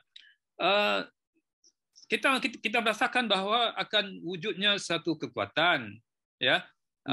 Cuma kita belum mencuba, ya, untuk nak melahirkan satu kekuatan dalam bentuk satu wadah yang melibatkan penggemblengan tenaga daripada mereka yang kita sebutkan tadi ini, ya, di kalangan golongan cerdik pandai, ulama, mufti, ya, golongan-golongan pendakwah, dan juga pertubuhan masyarakat Madani. Jadi kalau kita di kalangan orang-orang Islam yang prihatin tetapi berada dalam satu wadah yang tersendiri, masing-masing dengan fokus kepada matlamat wadah masing-masing, maka dia tidak akan sampai ke mana-mana. Ya, ini di antara sudahlah kita ini berhadapan dengan kejahilan umat. Ya, maka kita berhadapan pula dengan kelesuan ulama. Jadi ini merupakan satu kelemahan yang nyata. Ada kekuatan orang-orang kita dari segi ilmu agama, tetapi berbahas pada perkara-perkara yang khilaf, seperti mana yang berlaku pada hari ini. Ya, di antara Salafi, Wahabi dan sebagainya. Jadi kalau umat Islam ini sedar untuk membentuk satu kekuatan, membina semula, memulihkan semula kerosakan ekosistem yang kita lalui sekarang ini, maka kekuatan itu merupakan satu perkara yang amat signifikan. Ya, walaupun orang politik kemungkinan kita ada rasa pesimis, orang politik ni nak dengar ke nasihat kita ini? Ya, itu soalan. Ya, sebab orang politik ini dia akan berganti generasi kepada generasi yang lain. Jadi kalaulah golongan-golongan intelektual Islam ini ya dapat membentuk satu environment, ya, kekuatan dalam satu wadah bagaimana untuk nak memulihkan kerosakan ekosistem yang berlaku sekarang ini, maka kebarangkalian itu merupakan jalan yang terakhir ya untuk kita selamatkan negara ini. Kalau Datuk tanya kepada siapa kita nak bergantung, kepada siapa kita nak mengharapkan untuk melakukan satu reformasi, maka kalau kita nak menamakan individu memang tak bolehlah, tetapi kekuatan masyarakat Madani ini merupakan satu force yang penting, ya, tanpa prejudis ya kepada orang-orang politik, tetapi orang politik itu orang dalaman, tapi bagi pertubuhan masyarakat Madani ini merupakan ya pertubuhan-pertubuhan luaran yang boleh memainkan peranan ya yang penting. Jadi kalau kita lihat di negara-negara yang lain, kekuatan masyarakat Madani ini ya seperti mana kita lihat bagaimana terbentuknya Ikhwanul Muslimin, bentuknya Jamaah Islami dan sebagainya, Jamaah Islami di Pakistan, ya, di Indonesia, Muhammadiyah, Nahdlatul Ulama, kemudian Majlis Ulama Indonesia. Mereka ini merupakan satu force yang kuat yang boleh menggembelingkan kekuatan yang boleh mencabar, bukan mencabar sebenarnya, ya, yang dilihat sebagai satu kuasa ya alternatif yang boleh mempengaruhi dasar-dasar kerajaan. Jadi itu kemungkinan pandangan saya yang ringkas. Cik Arun, sebelum Cik Arun kata yang apa-apa pandangan saya itu, Cik Arun sedar ke tidak kekuatan Jokowi di Indonesia kerana adanya pertubuhan-pertubuhan Islam di belakang beliau. Walaupun kita melihat naib presiden itu Ma'ruf ke siapa dia sebagai orang yang begitu lembab dan sebagainya, tetapi di belakangnya ada para muslihin yang memberi nasihat kepada Jokowi untuk betul-betul melakukan pemerintahan dengan cara baik. Jangan menganggap Jokowi seorang yang muslih yang betul-betul, tapi orang yang di belakangnya. Jadi oleh kerana itu, lawatan saya yang terakhir ke Indonesia, saya dapati Nahdlatul Ulama yang selama ini berkelahi dengan Muhammadiyah sudah menjadi suatu force yang sama-sama. Maka oleh kerana itu, tidakkah dalam negara kita ini, kita ada berapa ramai mufti, kita ada berapa ramai hakim-hakim syar'i yang sekarang ini sedang berbala sama sendiri, kita ada berapa para ulama yang kita tidak terikat dengan apa-apa jawatan, kita ada pendakwah-pendakwah yang hampir berjuta-juta followersnya dalam Facebook, dalam apa-apa semua sekali. Tidakkah mereka ini berani bangkit secara sekaligus, bersatu padu di bawah satu force yang satu, yang jangan mempertikaikan antara satu sama lain, sama-sama menuju ke arah menggembeling tenaga dalam keadaan yang ada sekarang ini, memberi nafas baru kepada orang-orang politik supaya mereka itu tidak lemas dalam kegawatan politik yang ada dalam sekarang ini. Termasuk Cik Arun. Adakah Cik Arun boleh memberi sumbangan untuk menyatu padukan para ulama, para dakwah dan sebagainya? Ataupun dakwah-dakwah yang ada dalam negara kita ni dakwah hanya untuk mempertikaikan antara satu sama lain? Ya, Datuk. Yalah, idea itu memang baik. Idea yang boleh dilaksanakan. Ya. Cuma kalau kita lihat memang kekuatan itu mempunyai kesan yang mendalam. Apabila di belakang Jokowi itu walaupun tidak nampak, tetapi kekuatan Nahdlatul Ulama dan juga Muhammadiyah. Yeah. Sehingga Jokowi terpaksa, bukan terpaksa, maksudnya Jokowi tidak membenarkan pelaburan arak di Indonesia itu asal daripada desakan-desakan dan bantahan-bantahan daripada Nahdlatul Ulama dan Muhammadiyah. Itu bagaimana pengaruh kesan ya gerakan-gerakan Islam ya yang bersatu padu. Jadi kalau kita balik kepada di Malaysia ini, memang kita mempunyai kekuatan, tetapi kekuatan itu tidak dapat digembelingkan. Kemungkinan tidak ada satu badan yang dapat mengumpulkan kekuatan itu dalam satu wadah. Jadi persoalan sekarang ini yang nak menggerakkan ya untuk nak mewujudkan satu kekuatan ini ya yang kita lupakanlah soal-soal remeh-temeh, khilaf-khilaf dan sebagainya. Kita fokus kepada matlabat utama iaitu tentang memperkuatkan kekuatan umat Islam ini dari segi kuasa politik untuk memulihkan kerosakan yang ada pada hari ini.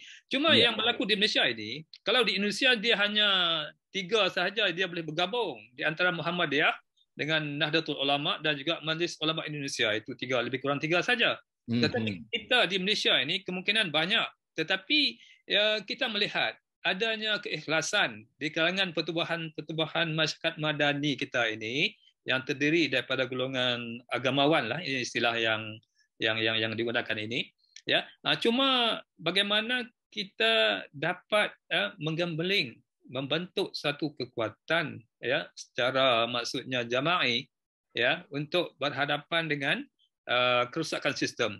Sama ada tak kiralah sama ada kita bertindak sebagai memberi nasihat ke ataupun ya mempengaruhi ke dan sebagainya, itu terpulanglah kepada strategi. Cuma cara kita untuk nak menggambeling kekuatan tadi, kalau MDN boleh menjadi suatu wadah ya dalam usaha untuk nak melihat kepada membina penggembelingan kekuatan ini, barangkali sebab sekarang ni kita berharap orang itu berharap kepada orang ini buat, orang ini berharap kepada orang itu buat, lalu apa satu pun tak jadi. Sebab apa? Kita mengharapkan orang lain melakukan. Ini yang menjadi masalah kita ya di kalangan orang Islam ketika ini, Datuk.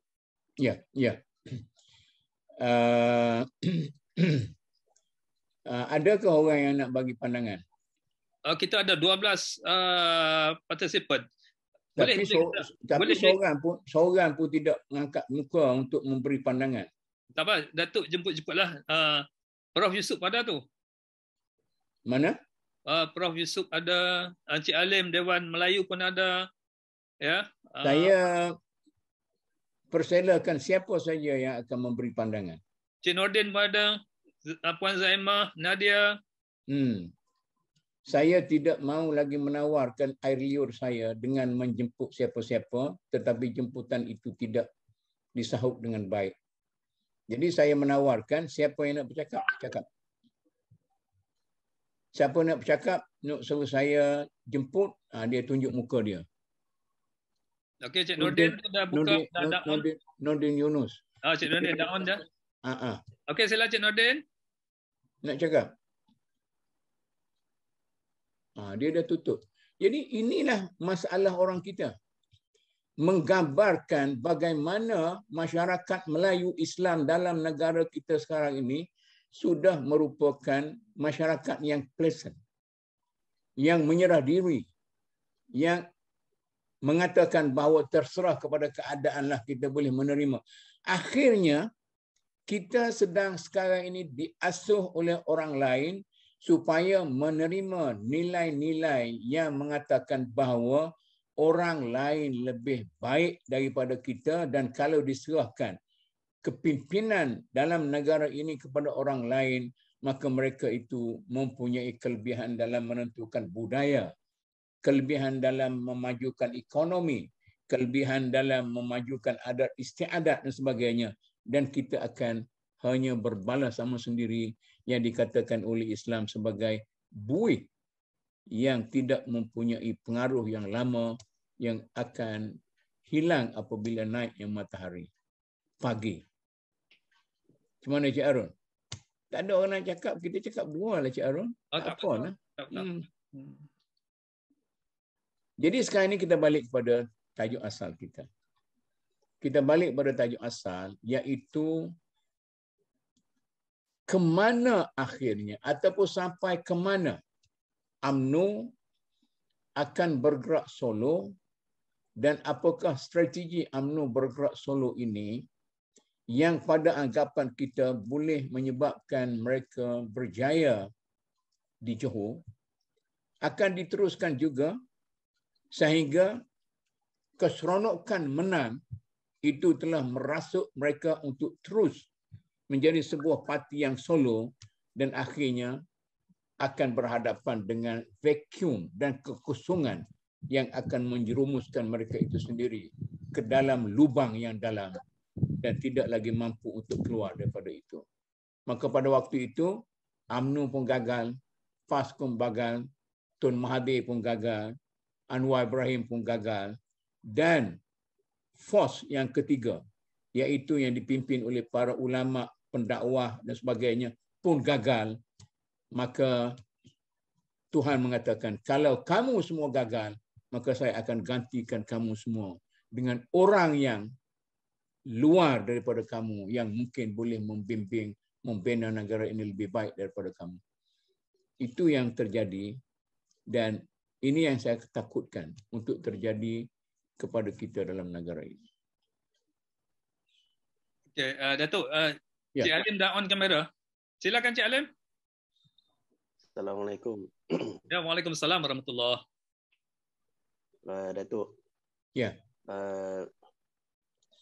Saya rasa trend untuk kemenangan UMNO ini akan berterusan seperti yang dijangkakan oleh beberapa orang di dalam politik dan juga di luar politik. Tetapi apa yang saya nak sampaikan adalah bagaimana kita dapat mengumpulkan dan bagaimana kita dapat menjana pemikir-pemikir kita di dalam sama ada dalam bidang dakwah dan juga dalam bidang perniagaan, supaya dapat berkumpul dan juga menolak elemen-elemen yang tidak baik di dalam UMNO tersebut. Oleh kerana kita ini dalam UMNO ada beberapa kumpulan. Jadi kumpulan-kumpulan yang kurang baik ini sebenarnya menguasai UMNO tersebut. Jadi bukan kita tak ada orang-orang UMNO yang berhati baik dan juga yang inginkan kemajuan dan juga sebagainya, tetapi mereka ini telah dikuasai oleh mereka yang kurang mementingkan berkenaan dengan apa yang kita sedang bicarakan pada hari ini. Contohnya, kalau kita berlaku PRU 15, maka orang yang akan sign the ultimate signing untuk orang yang akan bertanding pada PRU 15 itu adalah orang yang telah terlibat dengan rasuah dan sebagainya. Dan jika berlaku sebelum beliau didapati bersalah dan dimasukkan ke dalam penjara, bermakna beliau telah mempunyai kuasa untuk mengubah keseluruhan senario yang akan berlaku pada masa akan depan. Jadi soalannya adalah bagaimana kita untuk membangkitkan para ulama kita, macam yang Datuk katakan tadi, Persatuan Ulama, ABIM dan sebagainya. Kalau dulu ABIM ni adalah satu perkara yang the force that can be reckoned with. Tetapi sekarang ini ABIM ni telah tenggelam di dalam dalam banyak-banyak perkara yang lain. Jadi itulah saya punya soalan dan juga pandangan. Assalamualaikum. Okey Cik Alim. Saya kalau Cik Alim tanya saya, nanti Cik Arun nak jawab pun lepas ni. Saya rasa idea yang ada pada Cik Halim itulah satu idea yang tidak membangun. Cik Halim memulakan kerja dengan berfikir untuk menolak orang itu dan ini.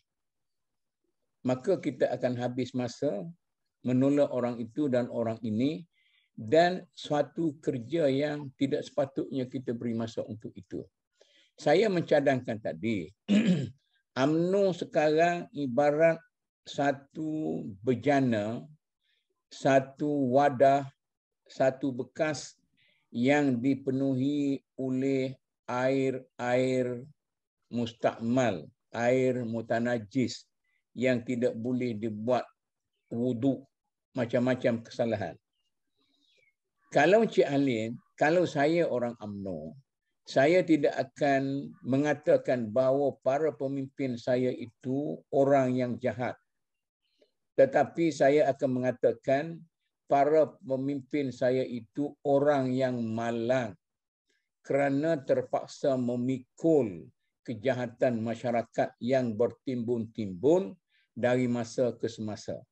Maka cara penyelesaiannya ialah bukan menyingkirkan mereka, tetapi meletakkan mereka pada kedudukan yang wajar dalam wadah itu sendiri. Caranya ialah Cik Halim perlu mengerah seluruh tenaga, sama ada dalam UMNO sendiri atau di luar UMNO, tenaga-tenaga yang baik, ibaratkan mencari air-air yang mutlak, dibawa masuk ke dalam air yang mutanajis dalam bekas itu, sehingga kan dari masa ke semasa air-air yang mutlak itu akan berkuasa lebih besar daripada air mutanajis, seperti mana Jokowi telah memasukkan Nahdlatul Ulama dan Muhammadiyah ke dalam gerakan beliau, maka yang lahirnya ialah kejernihan itu. Tetapi dalam keadaan sekarang, kalau kita asyik melabelkan orang ini jahat, orang ini teruk, orang ini ahli pasukan kluster penjara, orang ni apa semua sekali, kita akan kiamat dengan itu saja.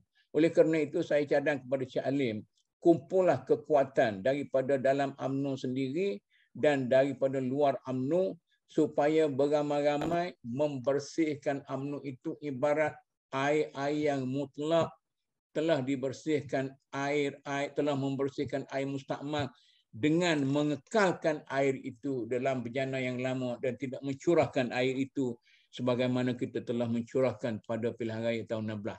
Kalau saya ini orang UMNO lah, tapi saya ini orang tidak berpolitik. Saya hanya boleh memberi pandangan sebagai seorang yang bodoh dari segi politiknya sahaja. Jadi Datuk, bermakna kita kalau nak bawa masuk air yang bersih dan juga membersihkan orang yang lain, kita nak kena join UMNO beramai-ramai. Yes. Dan memperkuatkan jentera UMNO yang ada sekarang ini bersama-sama dengan mereka. Dan di samping itu, dengan memasuki UMNO dengan beramai-ramai, ianya akan membuatkan mereka yang seperti yang Datuk kata tadi, kluster-kluster yang kurang air mustakmal itu jadi berkurang kuasanya. Dan juga okey Cik Arun. Cik Arun pun dah. Cik Alim. Ya. Okey, kita bagi rehat Cik Arun siang ke dia. Cik Alim, saya nak tanya Cik Alim, UMNO ada berapa juta rakyat? Kabarnya 3 juta. Kemana pergi 3 juta tu? Saya tak tahu. 3 juta itu telah dihimpit oleh sindrom takut. Sebelum kita menjemput orang luar masuk tolong membersihkan berjada UMNO, aktifkan dulu 2 juta yang masih bersih itu untuk membersihkan 1 juta yang dikatakan kotor. Bukan sebenarnya kotor, tetapi terpaksa terpalit dengan beban-beban kotoran zaman. Cik Alim boleh menafikan perjuangan Datuk Najib daripada Tun Razak kepada keturunan-keturunan sebagai seorang yang begitu buruk keadaannya, walaupun dia ada keburukan, tetapi biarlah kita dudukkan situ. Dia bukan presiden lagi sebagainya, dan orang lain pun kalau tidak terdesak. Saya terlampau terang sangat bercakap. Okey, sekarang ini di mana duduknya 2 juta orang UMNO yang ada sekarang ini? Kalau orang daripada luar UMNO ni masuk dalam UMNO nak membetulkan UMNO, dia telah melakukan sesuatu yang membunuh diri. Oleh kerana itu saya katakan, bagi orang luar tak perlu dia pergi masuk mana-mana parti, tetapi mereka perlu menjadi force yang ketiga yang akan membaiki ekosistem politik itu sendiri. Bukan membaiki UMNO, bukan membaiki PAS, bukan membaiki amanah, bukan membaiki bersatu dan sebagainya, tetapi membaiki ekosistem. Ini ada dalam kekuatan para ulama, para pendakwah, para NGOs, para pemimpin masyarakat dan sebagainya. Tetapi mereka ini tidak mampu digerakkan oleh seorang yang cukup berwibawa dalam masyarakat kita. Jadi pertubuhan NGO kita, civil society, scattered. Tidak ada orang yang boleh mengumpulkan mereka itu dengan sebaik mungkin. Oleh kerana itu, masalah orang politik, selesaikan mereka dengan politik mereka itu. Dan saya percaya orang UMNO boleh membersihkan UMNO bukan dengan menyingkirkan apa yang ada, tetapi menambah kebaikan daripada unsur-unsur baik yang ada dalam UMNO itu. Cik Ali ingat ke orang UMNO ni jahat sangat? Majoriti besar orang yang baik. Malah saya katakan semuanya baik, tapi ada yang terpalit dan ada yang tidak terpalit dengan macam apa tu Salim kata apa kan? Dia katakan suci dalam debu. Terpalit dengan keburukan zaman. Saya pada satu masa bila orang tanya saya, jahat orang yang membunuh anak, jahat orang yang membuang anak. Saya kata, sedar. Dia jahat kan awak jahat. Mereka itu adalah mangsa kepada keburukan masyarakat kita.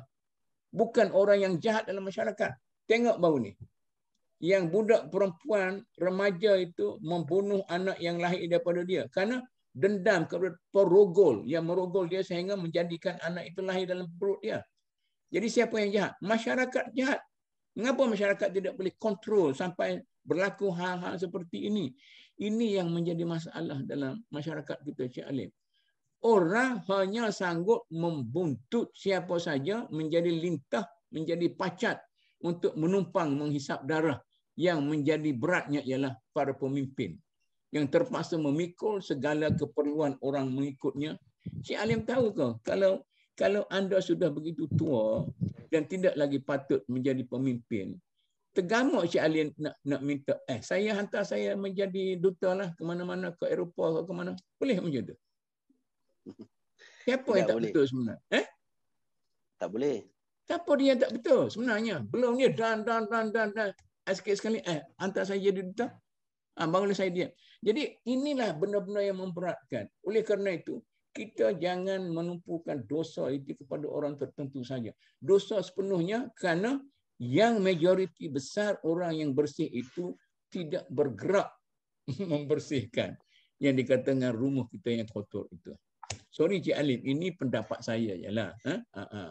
Sebab itu saya nak ramai orang yang bincang supaya saya hanya boleh menguruskan perbincangan itu. Jangan saya yang bincang, maka dengar saya jelah Cik Alim. Saya dengan Cik Arun, yang Cik Arun ya. Ya. Kesian kat kita Cik Arum, bersungguh bukan main. Muja Cik Alim tolong hari ni sikit. Macam mana ulasan Cik Alim? Berani ke orang UMNO buat macam tu? Reform secara dalaman tanpa menyingkirkan sesiapa.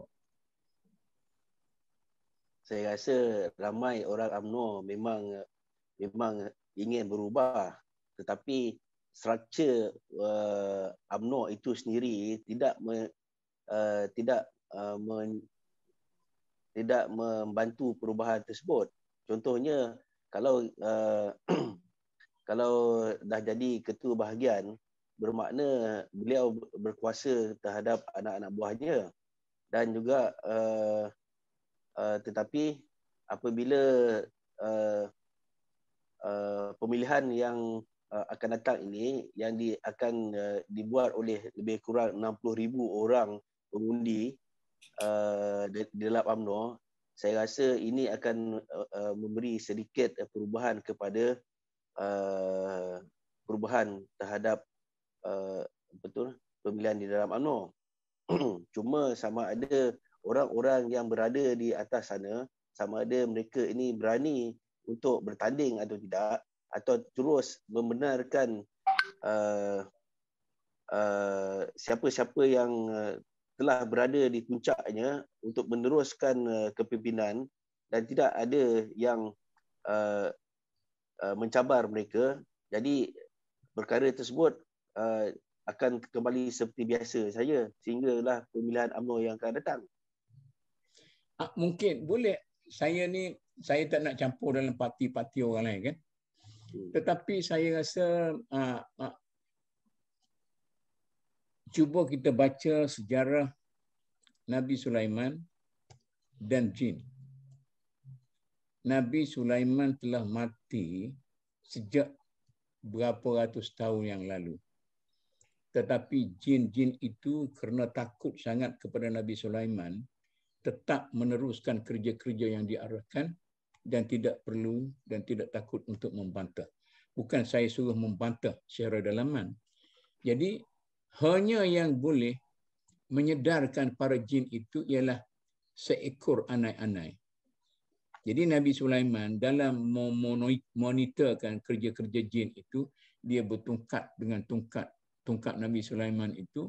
Maka bila dia mati atas tungkat itu, maka seekor anai-anai telah mengerit tungkat itu sampai tungkat itu patah.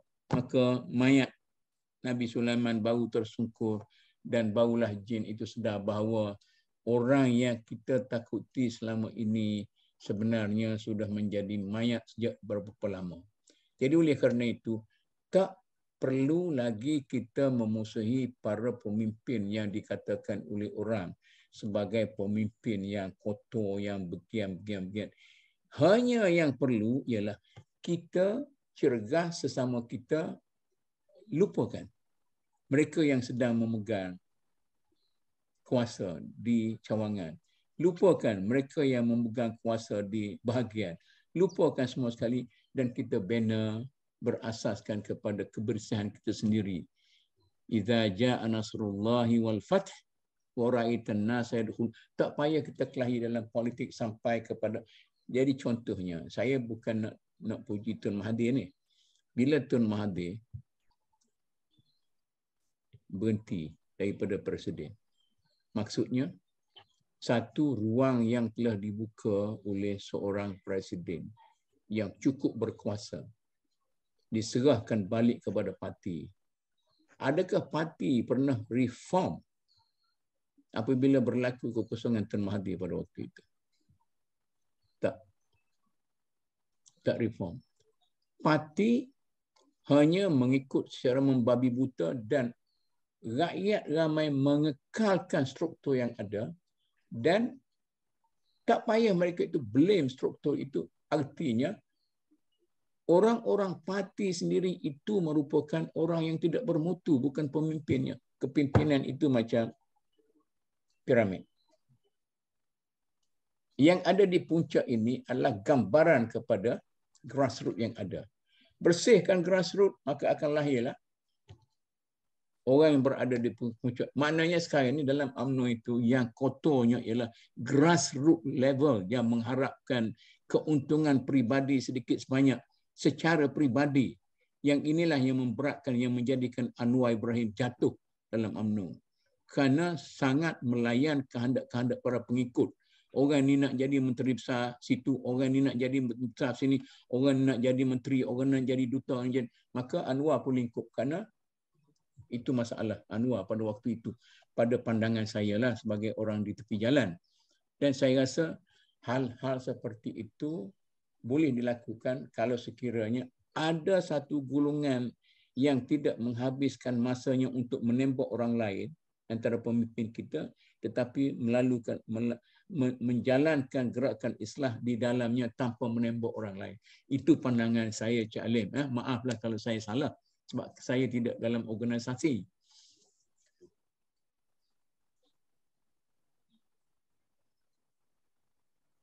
Macam mana Cik Alim? Tak dengar tu. Cik Alim cakap ke baru Cik Alim nak cakap? Tak dengar. Macam mana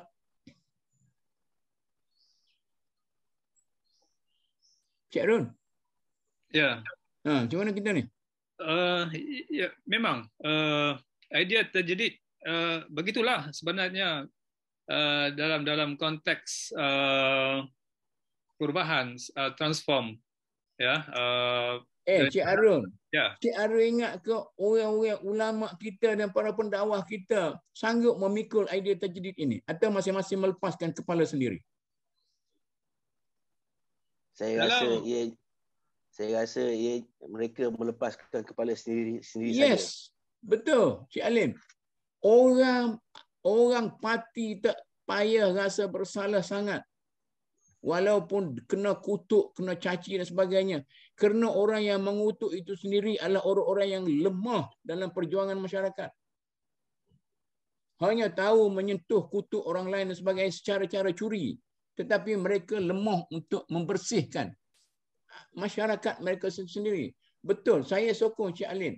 Biarlah, orang kata biarkan loncai terjun dengan labu-labunya, kami tak berjalan. Kata Presiden Nasir, biarlah anjing-anjing menyalak di setiap perjalanan, tetapi kafilah kami tetap berlalu.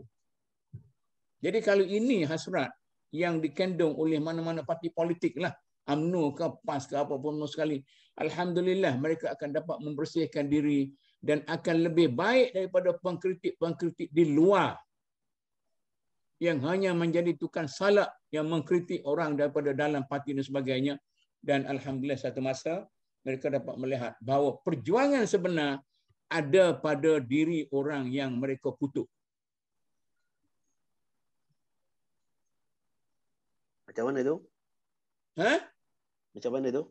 Sekarang ini Tun Mahathir kena kutuk. Anwar Ibrahim kena kutuk.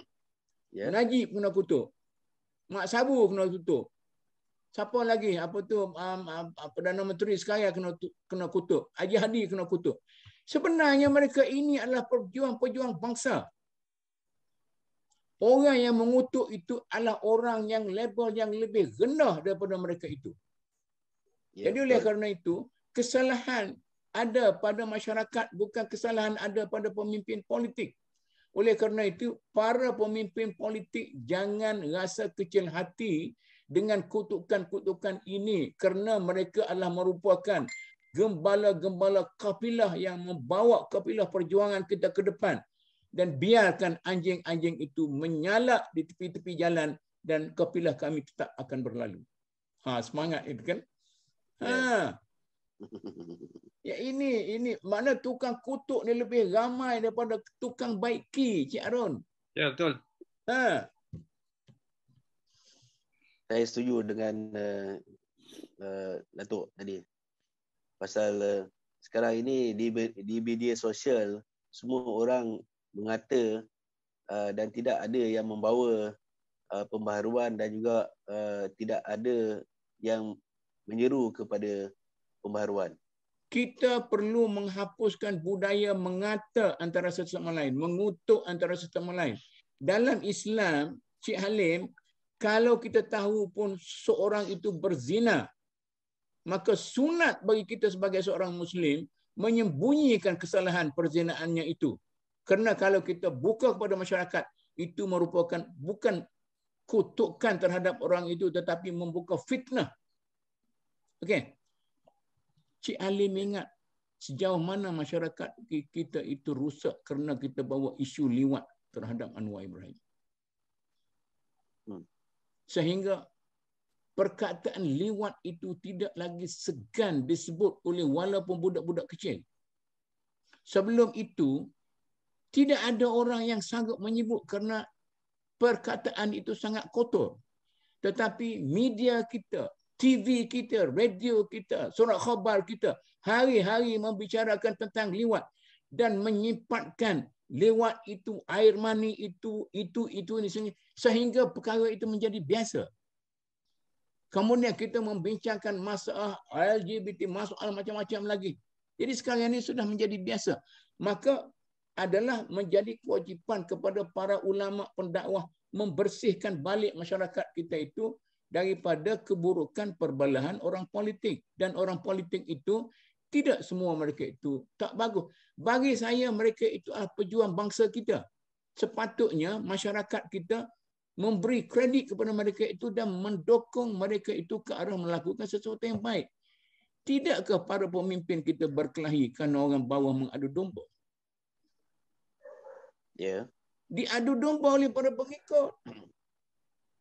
Jadi kesalahannya kesalahan pengikut, bukan kesalahan pemimpin. Mengadu domba. Saya dah berpeluh dari Cik Wa'ab, apa tu Cik Anil. Banyak sangat bercakap. Okeylah. Jadi pada petang ini, walaupun kita tidak mencapai sepenuhnya maksud perbincangan kita tentang, sebenarnya kalau kita mendapat pandangan daripada lebih ramai orang, Cik Arun, ya, okey. Bukan kita saja, mungkin kita boleh meneliti bagaimana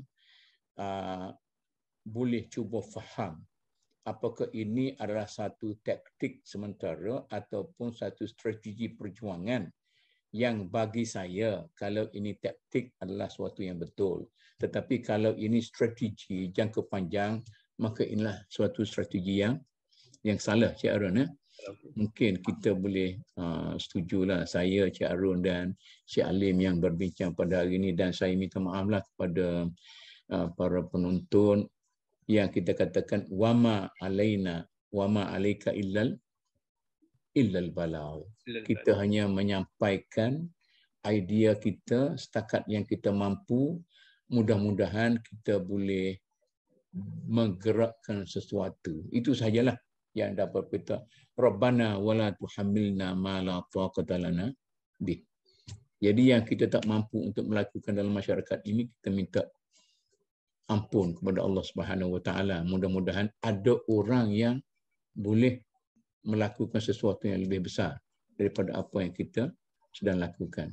Cik Arun, setakat ini kita hari ini, dan saya terima kasih banyak-banyak sekali kepada Cik Arun kerana tidak membiarkan saya berceloteh sendiri dalam satu ruangan yang saya mengharapkan menjadi forum terbuka untuk rakyat yang menampilkan orang-orang yang berani meluahkan perasaan mereka.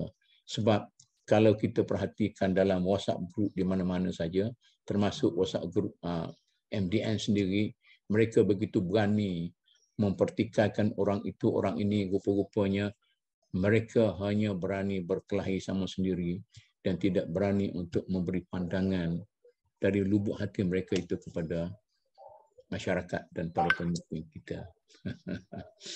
Tidak macam Cik Arun.